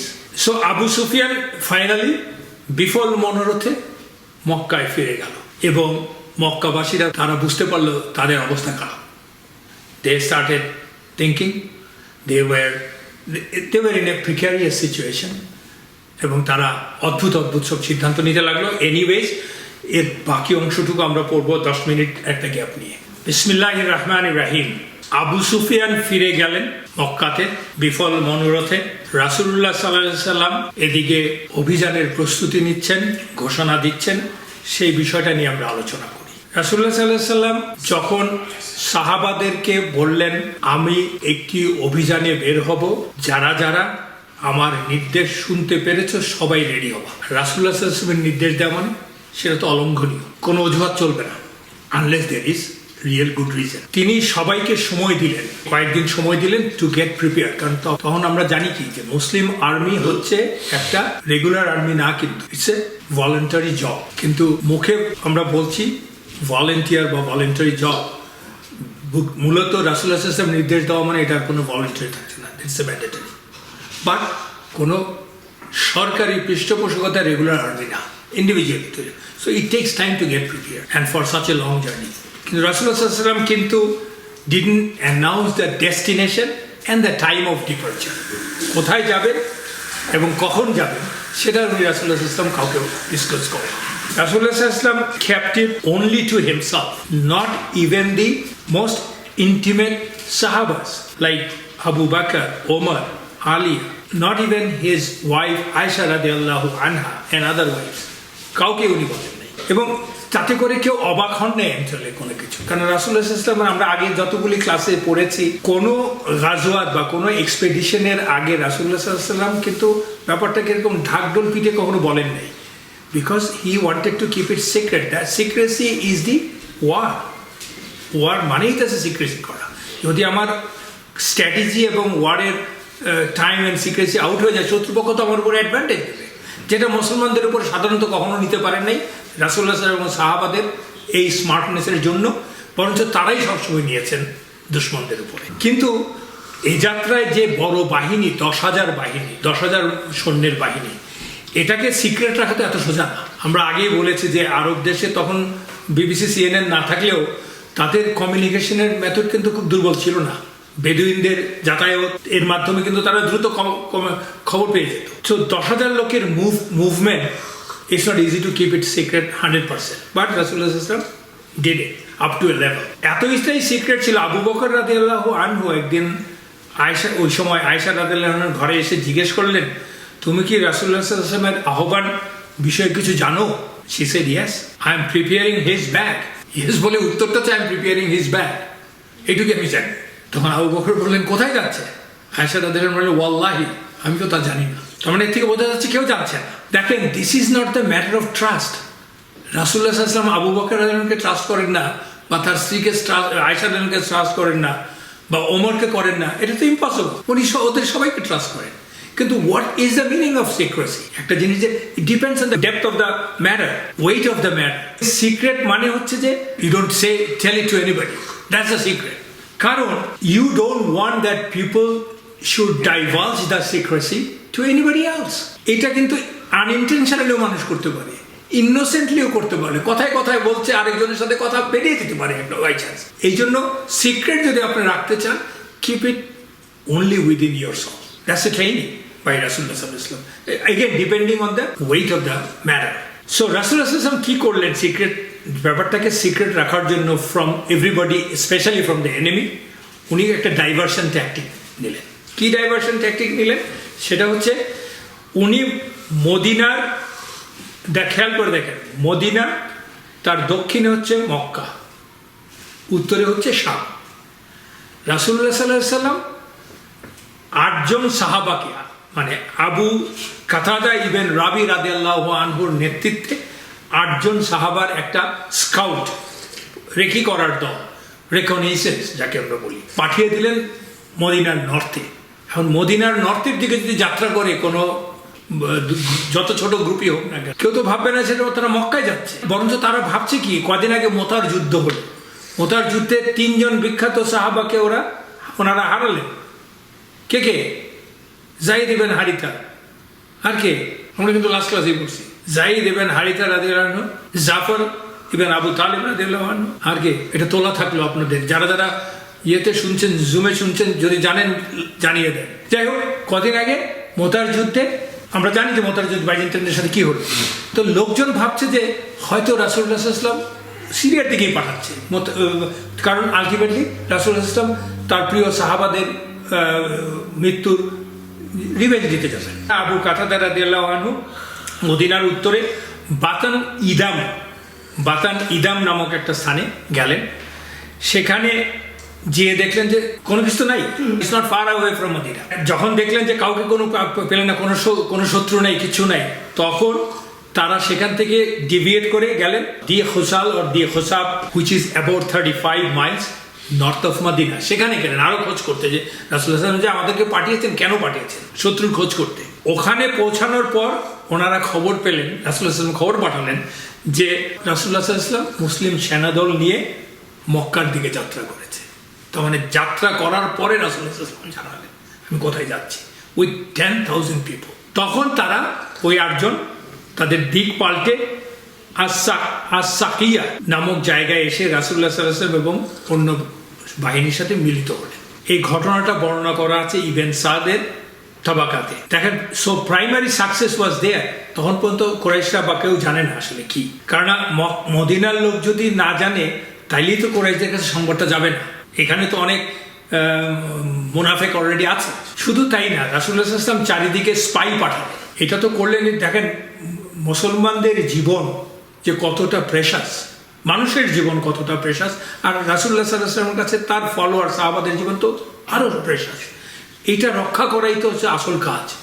যতই উনি আক্রমণে যান, রাসূলুল্লাহ সাল্লাল্লাহু আলাইহি ওয়াসাল্লাম never let his people to be in a precarious or in a dangerous situation, যতক্ষণ পর্যন্ত উনি জানেন। যদিও তারপরেও ঘটেছে অনেক, আমরা আগে আলোচনা করেছি। যাই হোক, সতর্কতা করার জন্য উনি কি করলেন, চারদিকে স্পাই পাঠালেন মদিনার ভেতরে এবং বাইরে, ভেতর থেকে যাতে যেসব লোক মক্কার দিকে যাবে তাদের খবরদারি করা, তাদের সম্বন্ধে জানা কারা যাচ্ছে, আর বাইরে থেকে যারা মদিনায় ঢুকবে তাদের সম্বন্ধে জানা, হু আর দোজ পিপল, এবং দরকার সেটা বাধা দেওয়া। এবং সেটা শুধু করলেন তা না, এটার জন্য মনিটর করার জন্য ছোট ছোট গ্রুপকে মনিটর করার জন্য একজন করে মনিটর দিলেন। সেই মনিটরদেরকে আবার মনিটর করার জন্য পুরো দায়িত্ব দিলেন ওমর রাদিয়াল্লাহু আনহু। সো ইটস এ নেটওয়ার্ক তৈরি করলেন রাসূলুল্লাহ সাল্লাল্লাহু আলাইহি ওয়াসাল্লাম। এই নেটওয়ার্কটা ইটস ভেরি ইম্পর্টেন্ট। তখনই রাসূলুল্লাহ সাল্লাল্লাহু আলাইহি ওয়াসাল্লাম আমাদেরকে শিখিয়ে দিচ্ছেন যে সিকিউরিটি নেটওয়ার্ক কিভাবে তৈরি করতে হবে। ফাইনালি যাওয়ার আগে যেটা রাসূলুল্লাহ সাল্লাল্লাহু আলাইহি ওয়াসাল্লাম করেন, you do all your stuff, you try all your means, worldly means, and then you take refuge to Allah, ask Allah's help. রাসূলুল্লাহ সাল্লাল্লাহু আলাইহি ওয়াসাল্লাম হাত তুললেন আল্লাহর কাছে হাত তুলে রাসূলুল্লাহ সাল্লাল্লাহু আলাইহি ওয়াসাল্লাম কি বললেন, ও আল্লাহ, তুমি ওদের মানে কুরাইশদের দৃষ্টিশক্তি এবং শ্রবণ শক্তিকে লোপ পাইয়ে দাও, মানে যাতে শুনতে না পারে, যারা দেখতে না পারে। Until and unless we give them a surprise, we go to them or we reach Makkah and give them a surprise. কিন্তু এই যাত্রাকালে একটি ঘটনা ঘটলো, যে ঘটনাটা খুব বিখ্যাত, প্রতিটি সিরার বইতে আছে এবং উইথ ক্রিটিক্যাল আলোচনা সহ আছে। আমরা সেই আলোচনাটা করব, সেই ঘটনাটা করব।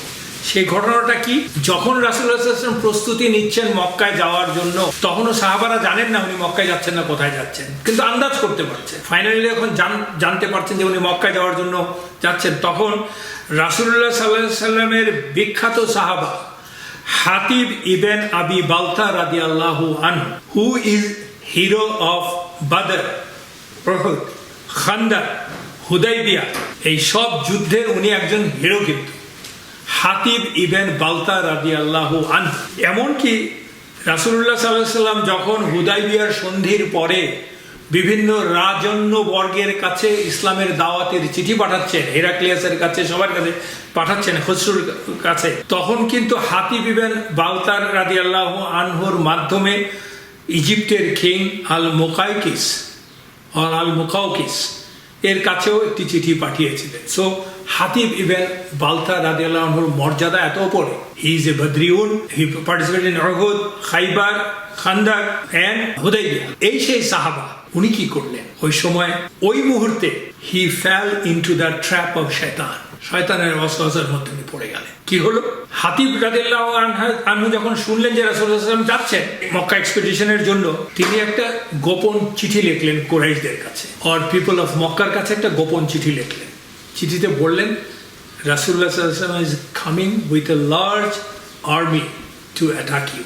সুবহানাল্লাহ। যেই সেই সাহাবানা, কিন্তু যদিও তার চিঠির ল্যাঙ্গুয়েজটা নিয়ে কোনো নিশ্চয়তা নেই, ওরকম ডিটেল নাই, তো ছাড়া বর্ণনা আছে আর কি। কুরাইশদেরকে উনি সাবধান করে দিলেন। আরেকটা বর্ণনা আছে, বালতা ওই চিঠিতে লিখেছেন, কুরাইশদের কাছে বলছেন, I swear by Allah, if even he সাল্লাল্লাহু আলাইহি সাল্লাম were to come alone, Allah would have I'll pray over you because Allah will fulfill his promise. মানে এটাও বলে দিচ্ছেন যদি রাসূলুল্লাহ সাল্লাল্লাহু আলাইহি ওয়াসাল্লাম একাও আসে তোমাদের মক্কাতে, তাতেও রাসূলুল্লাহ সাল্লাল্লাহু আলাইহি ওয়াসাল্লামকে আল্লাহ বিজয় দিবে। তারপরেও কিন্তু সেই চিঠিটা লিখছে, সাবধান করে দিচ্ছে। Basically it is A treason, তাই না? আপনি রাষ্ট্রের বিরুদ্ধে ষড়যন্ত্র করা, এটা এর শাস্তি কিন্তু পৃথিবীর সব আইনে, যে কোনো আইনে মৃত্যুদণ্ড। কেন করলেন এটা? হাতিব ইবন আবি বালতা রাদিয়াল্লাহু আনহু is not from Mecca actually. He is not a Quraysh or Meccan কেউ না। He came from Yemen. He was a slave and he was a freed slave of Quraysh, মাওলা যাকে আমরা বলি। এবং উনি ফ্রি হয়ে he converted into Islam and he did hijrah with Rasulullah sallallahu alaihi wasallam. For some reason or other তার মা, তার স্ত্রী, তার সন্তানেরা মাইগ্রেট করতে পারেনি, কারণ সে তো কুরাইশ না, সে তো মক্কার কেউ না।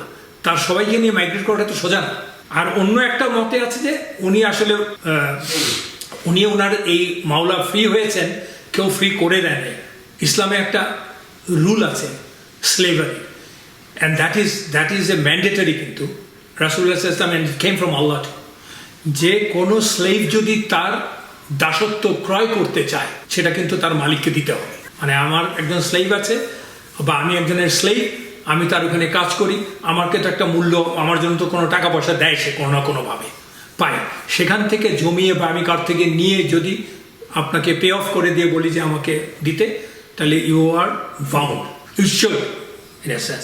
ইসলামে এটা bound, there is a terminology for that. যাই হোক, তো যে কোনো অবস্থাতেই হোক না কেন, মক্কায় তো তিনি এবং তার পরিবার সেকেন্ড ক্লাস সিটিজেন, যাকে আমরা বাংলায় বলি তাদের বেল নাই, তাই না? তো সেই হচ্ছে তাদের অবস্থা, আসতে পারেন না। এই জন্য উনি ওটা লিখেছেন আর কি, চিঠিটা। কেন লিখেছেন আমরা আসছি। But Allah inform the whole thing through Jibril to রাসূলুল্লাহ সাল্লাল্লাহু আলাইহি ওয়াসাল্লাম, অল ইন ডিটেল। কে পাঠিয়েছে, কার কাছে দিয়েছে, কখন দিয়েছে, কোথায় দিয়েছে চিঠি, সব চিঠির ভাষা কি, সব আল্লাহ জানিয়ে দিয়েছে, হুইচ ইজ অবভিয়াস। এবং হাতিব ইবন বালতা আসলে what he did, he picked up a woman who is traveling to Makkah and she was also a maula of Quraysh. সে তাকে পেমেন্ট দিল, পেমেন্ট দিয়ে বলল আমার একটা চিঠি আছে, you give it to Quraysh and keep it secret and you don't need to know what is written in the letter, you don't have to know, keep it secret. তো সেই মোতাবেক মহিলা টাকা পেয়ে প্রমিস রক্ষা করলো, করে সে রওনা দিয়ে দিয়েছে। কিন্তু আল্লাহ তো ডিসক্লোজ করে দিয়ে রাসূলুল্লাহ সাল্লাল্লাহু আলাইহি ওয়াসাল্লামকে বলে দিয়েছে অমুক জায়গায় ওই একজন মহিলার কাছে, ওই মহিলার কাছে ওই চিঠিটি আছে, so you take care of it. রাসূলুল্লাহ সাল্লাল্লাহু আলাইহি ওয়াসাল্লাম তাই কোনো রকম দেরি না করে আলী রাদিয়াল্লাহু আনহু, আয-যুবাইর রাদিয়াল্লাহু আনহু, আল মিকদাদ রাদিয়াল্লাহু আনহু, তিনজন সাহাবাকে ডেকে বললেন, গো কুইকলি টু রাউদাতুল খাক বলে একটি জায়গা, যেটা around 12 Miles away from Medina. ওখানটায় যে you will find a woman in such and such caravan, ওর বর্ণনা এই, she has the letter, stop her and bring back the letter and the lady to me. সেই মতো তারা তিনজন ওখানটায় গেলেন, গিয়ে আলটিমেটলি পেয়ে গেলেন। স্বাভাবিকভাবে রাসূলুল্লাহ সাল্লাল্লাহু আলাইহি ওয়াসাল্লাম বলছে এ তো যাবে, পেয়ে গেলেন। আবিষ্কার করার পরে তার বাক্সপেটটা সব তল্লাশি করে চিঠিটা পেল না। আলী রাদিয়াল্লাহু আনহু বললেন চিঠিটা জিজ্ঞেস করলেন কোথায় চিঠি, সে তো অস্বীকার করছে। তখন আলী রাদিয়াল্লাহু আনহু একটা খুব চমৎকার কথা বললেন না রাসূলুল্লাহ সাল্লাল্লাহু আলাইহি ওয়াসাল্লামকে কোনো ভুল বা মিথ্যা বলা হয়েছে, আর না আমাদেরকে ভুল বা মিথ্যা বলা হয়েছে। কারণ রাসূলুল্লাহ সাল্লাল্লাহু আলাইহি ওয়াসাল্লামকে কে বলেছে? Allah through Jibrail, it's true. আর রাসূলুল্লাহ সাল্লাল্লাহু আলাইহি ওয়াসাল্লাম বলছেন আমাকে, that is also true. So you have the letter, তোমাকে চিঠিটা দিতেই হবে। তুমি যদি না দাও, we will strip you down, মানে কাপড় সব খুলে তোমাকে বের করবো। তো মহিলা স্বাভাবিকভাবেই সে বুঝছে যে বিপদ, এটা দিতেই হবে। তো সে বলল আপনারা পিছন ঘুরে দাঁড়ান, আমি দিচ্ছি। সে তখন তার যে খিমার মাথায় যে থাকে ওটা খুলে মাথা থেকে সে ব্রেডেড খোপা করা আছে, বেনি করে তারপরে খোপা করে না, ব্রেড করে, সেই ব্রেডেড খোপার ভিতর থেকে চিঠিটা বের করলো, চিঠিটা তাদেরকে দিল। এবং তারা রাসূলুল্লাহ সাল্লাল্লাহু আলাইহি ওয়াসাল্লামের কাছে ওই মহিলার চিঠি সহ নিয়ে আসলেন। নিয়ে আসার পরে women gave the detail story to রাসূলুল্লাহ সাল্লাল্লাহু আলাইহি ওয়াসাল্লাম, কিভাবে পেয়েছে। একটা জিনিস খেয়াল করে দেখেন, ওই মহিলা তার মাথার কাভার, সে কিন্তু একজন পেগান। সাহাবাদেরকে বললেন আপনারা ঘুরে দাঁড়ান, সেই মাথার কাপড় খুললে তারপরে বের করে দিল। মানে মাথায় কাপড় দেয়া মহিলাদের, এটা কিন্তু ইসলাম অন ইসলাম না, যুগ যুগ ধরে সম্ভ্রান্ত বা সিভিলাইজড নেশনে মানুষ মাথায় কাপড় দেয়। ইভেন আমাদের দেশে আমরা ছোটবেলায়ও দেখেছি, যারা একেবারেই দরিদ্র জনগোষ্ঠী, তাদের জন্য মাথায় কাপড় দেওয়াটাও ডিফিকাল্ট, তারাও কিন্তু মাথায় কাপড় দিতেন। So it's there in every civilization, Muslim or non-Muslim. So Rasulullah sallallahu alaihi wasallam সব শুনে he summoned হাতিব রাদিয়াল্লাহু আনহু। তাকে জিজ্ঞেস করার পরে সে সব স্বীকার করে সবকিছু এক্সপ্লেন করলেন উনি। সেটা শুনে যখন সে স্বীকার করলো তখন ওমর রাদিয়াল্লাহু আনহু পাশে ছিলেন, তখন বললেন ইয়া রাসূলুল্লাহ সাল্লাল্লাহু আলাইহি ওয়াসাল্লাম আমাকে অনুমতি দেন এই মুনাফিকের গর্দান নিয়ে নেব। ওমর রাদিয়াল্লাহু তো স্ট্রিক্ট লোক, but his strictness is for the sake of Allah, for the love of Rasulullah sallallahu alaihi wasallam, for Muslim and Islam. Otherwise he is a very soft person. হাতিব রাদিয়াল্লাহু আনহু তার ভুল স্বীকার করলেন, কিন্তু রাসূলুল্লাহ সাল্লাল্লাহু আলাইহি ওয়াসাল্লামকে কেন এটা করলেন সেটা বলতে চাচ্ছেন। কেন করলেন, ভুল করছেন, উনি বললেন আমি ভুল করেছি। তো রাসূলুল্লাহ সাল্লাল্লাহু আলাইহি ওয়াসাল্লাম বললেন তুমি কেন এমনটা করলে ও Hatib, what's the reason behind it. তখন হাতিব রাদিয়াল্লাহু আনহু বললেন ইয়া রাসূলুল্লাহ সাল্লাল্লাহু আলাইহি ওয়াসাল্লাম আমার বিরুদ্ধে দ্রুত কোনো ফয়সালা নিয়েন না, সিদ্ধান্ত নিয়েন না, আমাকে একটু বলতে দেন। আপনি জানেন মক্কায় আমার অবস্থান খুব দুর্বল, আমাকে প্রোটেকশন দেওয়ার মতো ওখানে কেউ নেই, আমার পরিবারকে প্রোটেকশন দেওয়ার মতো কেউ নেই। আপনার সাথে যারা মুহাজিররা আছেন তাদের সবারই প্রোটেকশন আছে, ওখানটায় আত্মীয় স্বজন আছে, তাদের আত্মীয়দেরকে প্রোটেকশন দেওয়ার জন্য আত্মীয় স্বজন আছে, নন মুসলিম আত্মীয়রাও তাদের আছে, আমার কেউ নেই। আমার পরিবার ওখানে খুব অসহায়, তাদেরকে প্রোটেকশন দিতে পারবো কিনা আমি জানি না, but I wanted to do a favour to Quraysh so that they will remember it, they will try to protect my family. কারণ উনি তো ওনার ধারণা হচ্ছে যেটা রাসূলুল্লাহ তো তখন পর্যন্ত কিছু বলেন নাই, এবার যখন মুসলমানরা যাবে মক্কায় তারা কুরাইশদেরকে ক্রাশ করে দেবে, তখন there will be a fight, তখন কুরাইশরাও আমাদের আত্মীয় স্বজনের উপরে প্রতিশোধ নেবে, ইট উইল বি ম্যাসাকার, তাই না? কুরাইশরাও তাই ভাবছে, সেটাই বলছে নাকি আমার ফ্যামিলিকে প্রোটেক্ট করার মতো কেউ নেই, I wanted to do them a favour so that they will try to return a favour to my family. তারপরে বলছেন ইয়া রাসূলুল্লাহ সাল্লাল্লাহু আলাইহি ওয়াসাল্লাম ওয়াল্লাহি I didn't do things or stuffs that I did to leave my iman.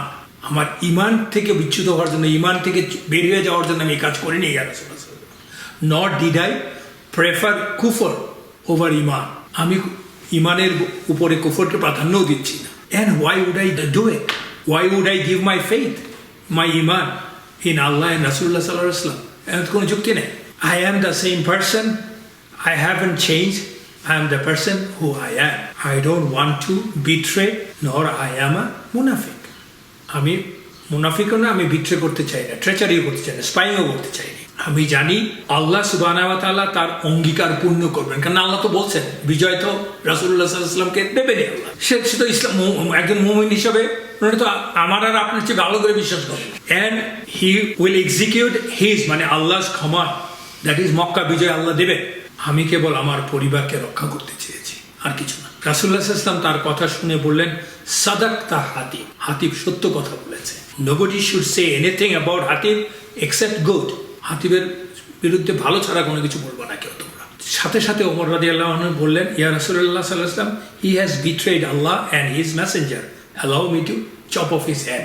O betray করেছে তো, কারণ একটা তো বিট্রেয়ার স্পাই, কিন্তু প্রথমবার কি বলেছিলেন সে মুনাফিকের কাজ করেছে, নিফাক করা মানে কি মুরতাদ হয়ে যায়, অ্যাপোস্টেট করা। কিন্তু রাসূলুল্লাহ সাল্লাল্লাহু আলাইহি ওয়াসাল্লাম বললেন হাতিব সত্য বলেছে। যখন নাকি রাসূলুল্লাহ সাল্লাল্লাহু আলাইহি ওয়াসাল্লাম হাতিব সত্য বলেছে, বলার পরে রাসূলুল্লাহ সাল্লাল্লাহু আলাইহি ওয়াসাল্লাম সাথে সাথে বললেন যে নিশ্চয়ই সে বদরে অংশগ্রহণ করেছে, মানে হাতিব। ও ওমর, মে আল্লাহ সুবহানাহু ওয়া তাআলা looked at those who participated in Badr and said, do whatever you wish to do. I have indeed forgiven you. রাসূলুল্লাহ সাল্লাল্লাহু আলাইহি ওয়াসাল্লাম বলছেন মেবি, উনি বলছেন মেবি আল্লাহ সুবহানাহু ওয়া তাআলা said and looked at the people those who participated in Badr, যারা বদরিয়ন তাদের দিকে তাকিয়ে আল্লাহ মেবি বলেছেন do whatever you want to do, I have forgiven you. রাসূলুল্লাহ সাল্লাল্লাহু আলাইহি ওয়াসাল্লাম তার এমনি কথাটা বলেন নাই, it is in Bukhari and Muslim. Omar রাদিয়াল্লাহু আনহু এটা শোনার সাথে সাথে he began to cry and said Allah and his Rasul knows the best. How soft is Omar? যেই শুনলেন যে রাসূলুল্লাহ সাল্লাল্লাহু আলাইহি ওয়াসাল্লাম বলছেন আল্লাহ মাফ করে দিয়েছেন ওদেরকে, ওমর বুঝতে পারলেন ঘটনাটা কি। কারণ ওমর তার কারো অন্তরের কথা জানেন না, জানার কথাও না। অ্যান্ড ওমর ডাজন্ট প্রিটেন্ড, উনি যা বাইরে দেখেছে সে অনুযায়ী উনি সিদ্ধান্ত দিচ্ছে। তখনই আল্লাহ সুবহানাহু ওয়া তাআলা নাজিল করেছেন সূরাতুল মুমতাহিনার কয়েকটি আয়াত, যার ফার্স্ট আয়াতটা হচ্ছে মূলত, যদিও ইটস এ ভেরি লং আয়াত, বাট আয়াতটা হচ্ছে এরকম, let me recite part of it. আউযু বিল্লাহি মিনাশ শাইতানির রাজিম, বিসমিল্লাহির রহমানির রহিম। ইয়া আইয়ুহাল্লাযীনা আমানু লা তাত্তাখিযু আদুওয়ি ওয়া আদুওয়াকুম আউলিয়া O those who you have believed, do not take my enemies and your enemies as awliya, extending to them affection while they have disbelieved in what came to you of the truth, having driven out the prophet and yourselves only because you believed in Allah, your Lord. আল্লাহ স্পষ্ট ভাষায় জানিয়ে দিচ্ছেন, ও ইমানদারেরা, তোমরা আমার এবং তোমাদের শত্রুকে আউলিয়া রূপে গ্রহণ করে তাদের প্রতি ভালোবাসা প্রদর্শন করো না, অথচ তোমাদের কাছে যে সত্য এসেছে তা তারা অস্বীকার করেছে, মানে মেসেজটাকে অস্বীকার করেছে, এবং রাসূলকে এবং তোমাদেরকে বের করে দিয়েছে তোমাদের বাড়িঘর থেকে, এই জন্য যে তোমরা তোমাদের রব আল্লাহর প্রতি ঈমান এনেছো। তোমরা যদি আমার পথে সংগ্রাম এবং আমার সন্তুষ্টির সন্ধানে বের হও, তবে কাফিরদেরকে আউলিয়া রূপে গ্রহণ করো না। তোমরা গোপনে তাদের সাথে বন্ধুত্ব প্রকাশ করো না, বন্ধুত্ব মানে আউলিয়াত্ব, অথচ তোমরা যা গোপন করো এবং যা প্রকাশ করো আমি তা জানি। তোমাদের মধ্যে যে এমন করবে সে সরল পথ থেকে বিচ্যুত হবে। মানে আল্লাহ, এই আয়াতটা যদি আপনি খুব ভালোভাবে দেখেন, আল্লাহ বলে দিচ্ছেন আমাদের সরাসরি এই ঘটনার পর থেকে। আল্লাহ কিন্তু কাউকে কোনো শাস্তির কথা বলেননি, আল্লাহ শুধুমাত্র ওয়ার্নিং দিচ্ছেন এবং কেন বলছেন সেটা বলে দিচ্ছেন। কি করতে পারবে না সেটা বলছেন। কি বলবে না সেটা হচ্ছে আউলিয়া মানে হচ্ছে প্রোটেক্টিং ফ্রেন্ড। আউলিয়া মানে কিন্তু আমরা যে অনুবাদ করে বন্ধু, ইটস নট দ্যাট। আমার নেইবার, আমার কো-ওয়ার্কার, আমার স্কুলের ফ্রেন্ড, এরা তো আমার আউলিয়া না। আউলিয়া হচ্ছে যার কাছে আমি উপদেশ গ্রহণ করতে যাই, যার কাছ থেকে যে আমাকে ভাবি আমাকে প্রোটেক্ট করবে, যার উপরে ওইটা হচ্ছে, সেইটা হচ্ছে আউলিয়া। আউলিয়া কিন্তু নর্মাল ফ্রেন্ড না। আমার প্রতিবেশী একজন নন মুসলিম আছে, সে হিজ ফ্রেন্ড, সেকে বলে আমরা বলি কি সাদেক, সে কিন্তু আউলিয়া না। সো আউলিয়া হচ্ছে স্পেসিফিক ফ্রেন্ড, প্রোটেক্টিং ফ্রেন্ড। বলছে যে তোমরা আমার এবং তোমাদের শত্রু, আল্লাহ শুধু আমার নিজের শত্রু বলে, বলছে তোমাদের শত্রুকে এবং আমার শত্রুকে আউলিয়া রূপে গ্রহণ করো না এবং তাদের প্রতি ভালোবাসা দেখিও না। কেন দেখিও না?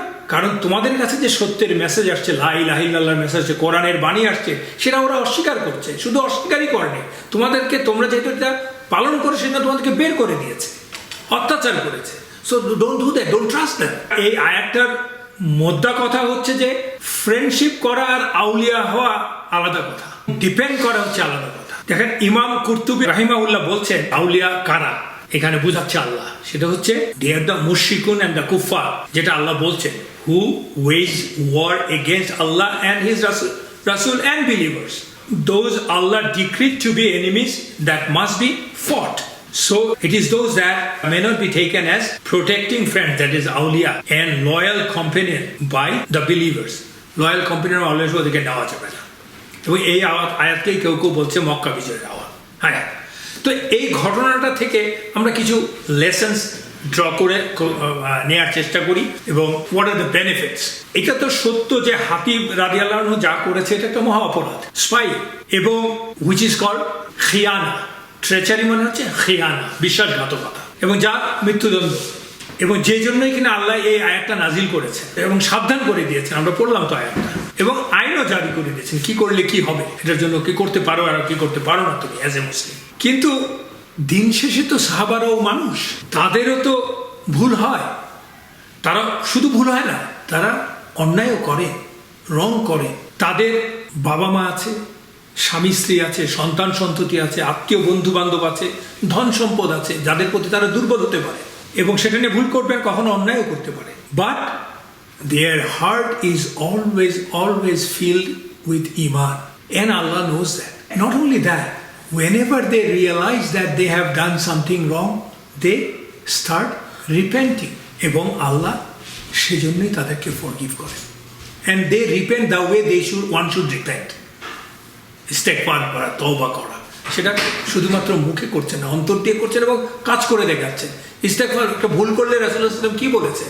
You try to compensate with a better good thing, good action. এই যে ঘটনাটা হলো, আল্লাহ কি বলছেন? এই যে আউলিয়াকে গ্রহণ করাটা অন্যায় করেছে, যে করছে মানুষ যারা, যাদেরকে হাতিবের নাম নিয়ে তো আর বলেন নাই Allah. Hatib has gone far, but Allah didn't say that he ডিসবিলিভড।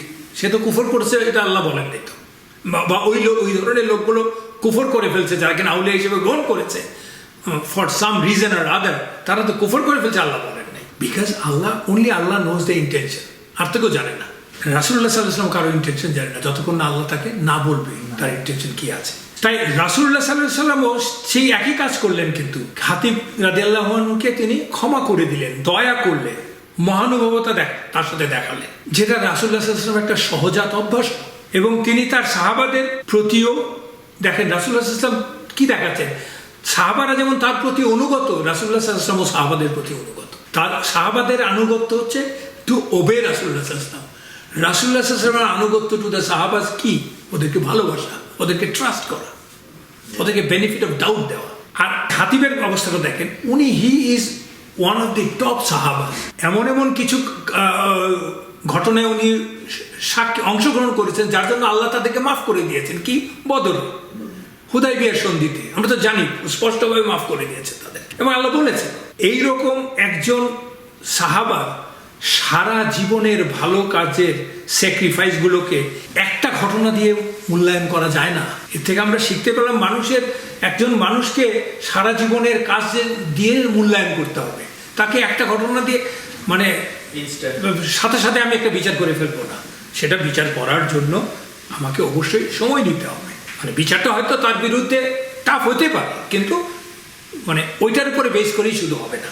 সেই জন্য উনি ওমরকে বলছেন, রাসূলুল্লাহ সাল্লাল্লাহু আলাইহি ওয়াসাল্লাম আল্লাহ হয়তো বদরিয়ুনদের অন্তর দেখেছে, দেখে বলেছেন যে তোমরা এখন থেকে যা ইচ্ছা তা করো, আমি তোমাদেরকে মাফ করে দিয়েছি। অর্থাৎ ভালো মন্দ মিলিয়েই মানুষ। You have to look into a matter holistically দেখতে হবে, সবকিছু সামগ্রিকভাবে দেখতে হবে। আর কেউ আছে যে রেগুলার সে অন্যায় করে যাচ্ছে, রেগুলার সে মানে তার ইতিহাস ট্র্যাক রেকর্ড ইজ পুয়ার, তার বেলায় তো সিদ্ধান্ত হবে অন্যরকম ভাবে, সবার তো একরকম সিদ্ধান্ত হতে পারে না।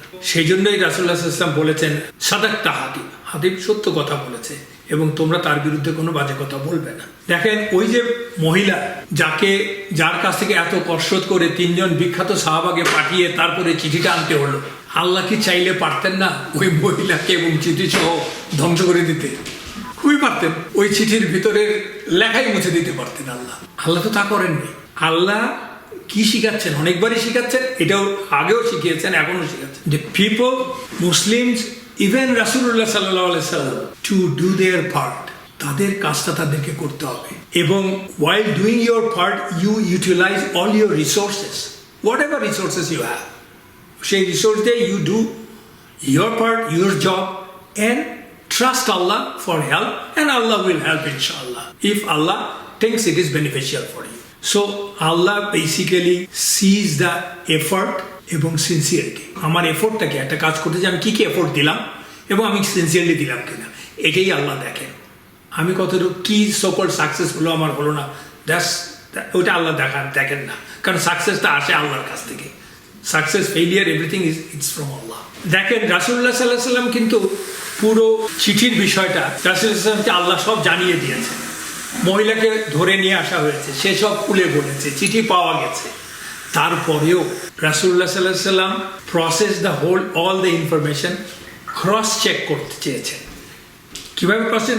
এরপরেও রাসূলুল্লাহ সাল্লাল্লাহু আলাইহি ওয়াসাল্লাম 2 পার্টিকেই মুখোমুখি করলেন। হাতিব রাদিয়াল্লাহু আনহুকে ডাকলেন, ওই মহিলা থাকলো, সব থাকলেন, ডেকে জিজ্ঞেস করলেন কি হয়েছে, স্পষ্ট ক্লিয়ার। হাতিব রাদিয়াল্লাহু আনহু থেকে স্টেটমেন্ট দিলেন এবং এটা ভেরিফাই করলেন, so that nobody things that he is left alone, তার কোনো সত্যতা যাচাই করা হয় নাই।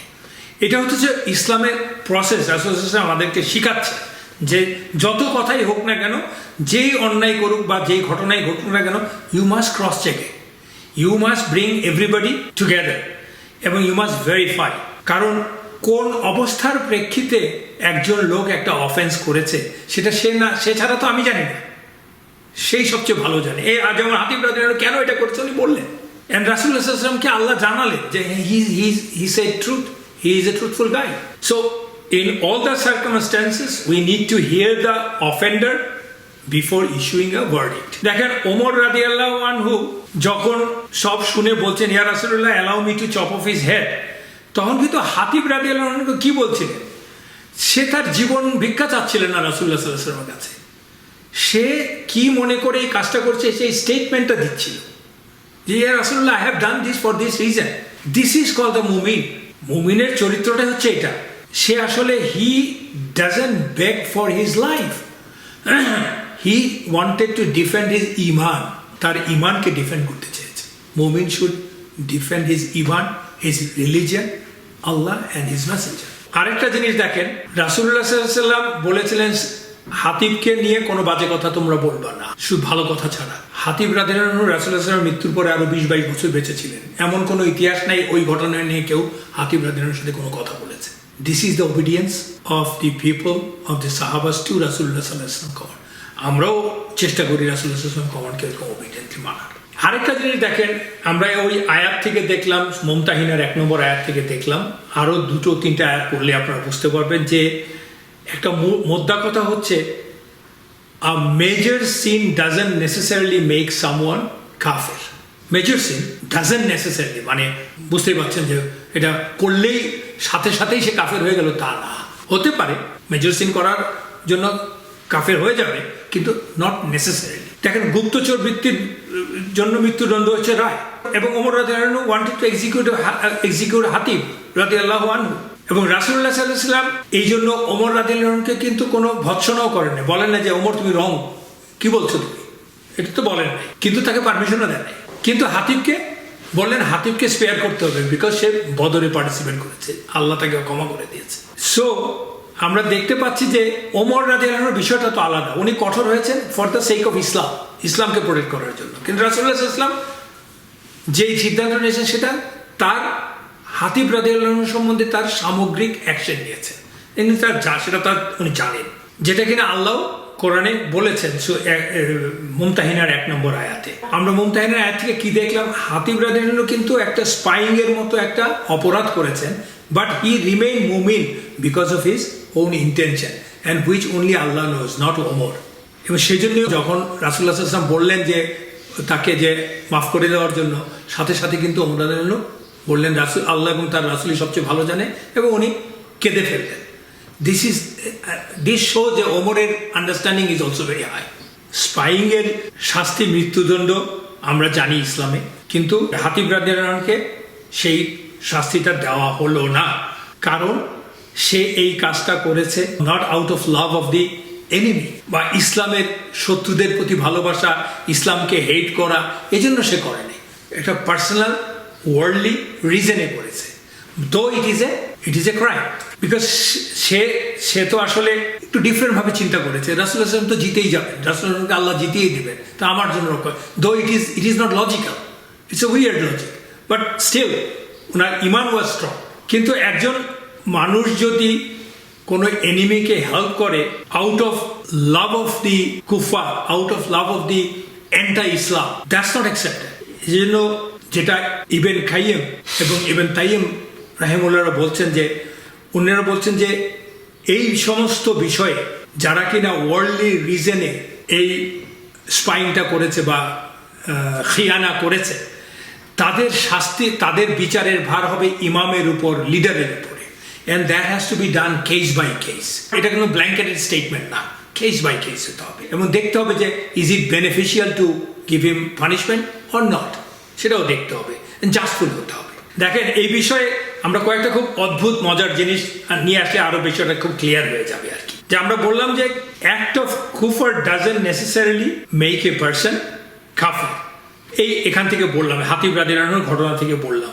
এছাড়াও রাসূলুল্লাহ সাল্লাল্লাহু আলাইহি ওয়াসাল্লামের কিছু হাদিস থেকে আমরা জানি, যেমন বনি ইসরাইলের কোনো এক পাপী লোক, সে জানে সে খুব পাপী, মরার আগে তার সন্তানদেরকে কি বলেছিল ডেকে, আমি মরলে আমাকে পুড়িয়ে ফেলবা, কবর দিবা না, আমার ছাইগুলোকে মরুভূমিতে ছড়িয়ে দেবা, কারণ I don't want Allah to resurrect me on the day of কিয়ামা and humiliate me and give me punishment. সে কিন্তু এটা আল্লাহকে অবিশ্বাস থেকে করেনি, সে আল্লাহকে ফুললি বিশ্বাস করে, কিন্তু আল্লাহর পাওয়ার সম্বন্ধে তার একটা মিসলিডিং আইডিয়া, অজ্ঞতা, সে জানে না আল্লাহর পাওয়ার কত। সে বিশ্বাস করে যে আল্লাহ ক্ষমতা রাখে, আল্লাহ তাকে রিজারেকশনের দিন, কিয়ামতের দিন তুলে পানিশমেন্ট দিবে তার অন্যায়ের জন্য। সে ভাবছে যে অ্যাশেজ যদি ছড়িয়ে দেয় এটা আর আল্লাহ করতেও পাবে, সেই ক্ষমতা সম্বন্ধে সে জানে না আল্লাহর। তখন ওর মৃত্যুর পরে যখন এরকম ছড়িয়ে দিল, তারপরে ওকে আল্লাহ আবার রিজারেক্ট করালেন, আল্লাহর জন্য এটা কোনো বিষয় না। করে জিজ্ঞেস করলেন, why did you do that? তখন ওই লোকটা বললো, O Allah, I was scared of you, your punishment, I didn't want to face you. মানে believed in Allah so much, এবং এটা শুনে আল্লাহ খুশি হয়ে গেলেন, আল্লাহ তাকে ক্ষমা করে দিলেন। বিকজ আল্লাহ তো এটাই চেয়েছেন যে তুমি বিশ্বাস করো আমার প্রতি অনুগত। যদিও তার কাজটা ছিল কুফরে, সে ডিনায়াল করছে আল্লাহর পাওয়ারটা, সে জানতো না। আরেকটা হচ্ছে আম্মার ইবনে ইয়াসির রাদিয়াল্লাহু আনহু সম্বন্ধে মক্কার সময় আমরা জানি, তাকে যখন পানিশমেন্ট দিচ্ছিল, তার মাকে মেরে ফেললো, তার বাবাকে মেরে ফেললো, তার ভাইকে মেরে ফেললো, ইয়াং ম্যান, আলটিমেটলি তাকে যখন ছেড়ে দিল আবু জাহেল, সে রাসূলুল্লাহ সাল্লাল্লাহু আলাইহি ওয়াসাল্লামের কাছে আসার পরে আফটার অল দিস ট্রমা রাসূলুল্লাহ সাল্লাল্লাহু আলাইহি ওয়াসাল্লামের কাছে এসে রাসূলুল্লাহ সাল্লাল্লাহু আলাইহি ওয়াসাল্লামকে বলছে সে কি, ইয়া রাসূলুল্লাহ সাল্লাল্লাহু আলাইহি ওয়াসাল্লাম আমার কি হবে, আমি তো কুফর করে ফেলছি। কারণ তাকে ছেড়ে দিয়েছিল কেন, তাকে বলছিল তুমি বলো এরা এদের দেবদেবীদেরকে স্বীকার করো। আবু জাহেল বলছে আমাদের দেবদেবীদেরকে লাখ উজ্জা থেকে স্বীকার করো, আল্লাহকে ডিনাই করো। সে তাই করেছিল। সে তো young man in his teen, সে এসে রাসূলুল্লাহ সাল্লাল্লাহু আলাইহি ওয়াসাল্লাম বলছে ইয়া রাসূলুল্লাহ সাল্লাল্লাহু আলাইহি ওয়াসাল্লাম আমি তো কুফর করে ফেলছি। তখন রাসূলুল্লাহ সাল্লাল্লাহু আলাইহি ওয়াসাল্লাম জিজ্ঞেস করলেন হাউ ওয়াজ ইউর হার্ট। তখন আম্মার রাদিয়াল্লাহু আনহু বললেন my heart was and still firm in the ঈমান। তখন রাসূলুল্লাহ সাল্লাল্লাহু আলাইহি ওয়াসাল্লাম বললেন if they return you return as well. ওরা যদি আবার তোমাকে এই কাজ করে, এরকম করে, অত্যাচার করে যায়, তুমি ওরা যা চাই তাই বলে দিও। সো দ্যাটস নট, যদি একটা কুফর, কিন্তু আসলে তো কুফর না, তার ঈমান ঠিক আছে। এন্ড সেই জাজমেন্ট আমি আর আপনি করতে পারবো না, রাসূলুল্লাহ সাল্লাল্লাহু আলাইহি ওয়াসাল্লাম করতে পারছে। এবং আল্লাহ সুবহানাহু ওয়া তাআলা সূরাতুন নিসার 94 আয়াতে কিন্তু এই কথাই বলছে, do not say to the one who gives you সালাম ইউ আর নট মুসলিম। কেউ যদি আমাকে সালাম দেয় এসে, তখন তাকে বলো না তুমি মুসলিম না। এই ঘটনাটা আমরা আলোচনা করেছিলাম আগের ক্লাসে, কেন আল্লাহ বলছেন এটা, কি ঘটনা ঘটেছিল। সালাম দেওয়ার পরেও এক সাহাবা আরেকজনকে হত্যা করেছিল, সেটা আমরা আর যাচ্ছি না এখন। সো সালাম দিলে আমাকে ধরে নিতে হবে সে মুসলমান, I don't know his heart, unless ও আমাকে অ্যাটাক না করে। রাসূলুল্লাহ সাল্লাল্লাহু আলাইহি ওয়াসাল্লাম আবার বলছেন কোনো মুসলমান যদি অন্য মুসলমানকে কাফের বলে, তাহলে সেই কাফেরের লেভেলটা, তকমাটা দুজনের একজনের উপর বর্তাবে। এটা যদি যে অ্যাকিউজ করেছে তার উপরে না বর্তায়, যে মানে অভিযুক্ত করলো আরেকজনকে, তার উপর না বর্তায়, যে অভিযুক্ত হয়েছে তার উপর বর্তাবে। রাসূলুল্লাহ সাল্লাল্লাহু আলাইহি ওয়াসাল্লাম আরেকটা কথা বলেছেন, whoever prays salah facing our qibla and slaughters according to our sharia, then that is a Muslim, or then he is a Muslim. So judgment করার আগে one should be basically knowledgeable enough, smart enough with the hikmah. তো আজকের মতো আমরা এখানেই শেষ করে দেই ইনশাআল্লাহ। আগামী ক্লাসে আশা করি আমরা শেষ করি ইনশাআল্লাহ। পরবর্তী ক্লাসের জন্য আপনাদেরকে আমন্ত্রণ জানাচ্ছি। সুবহানাকা আল্লাহুম্মা ওয়া বিহামদিকা আশহাদু আল্লা ইলাহা ইল্লা আনতা আস্তাগফিরুকা ওয়া আতুবু ইলাইক। আসসালামু আলাইকুম ওয়া রাহমাতুল্লাহি ওয়া বারাকাতুহু।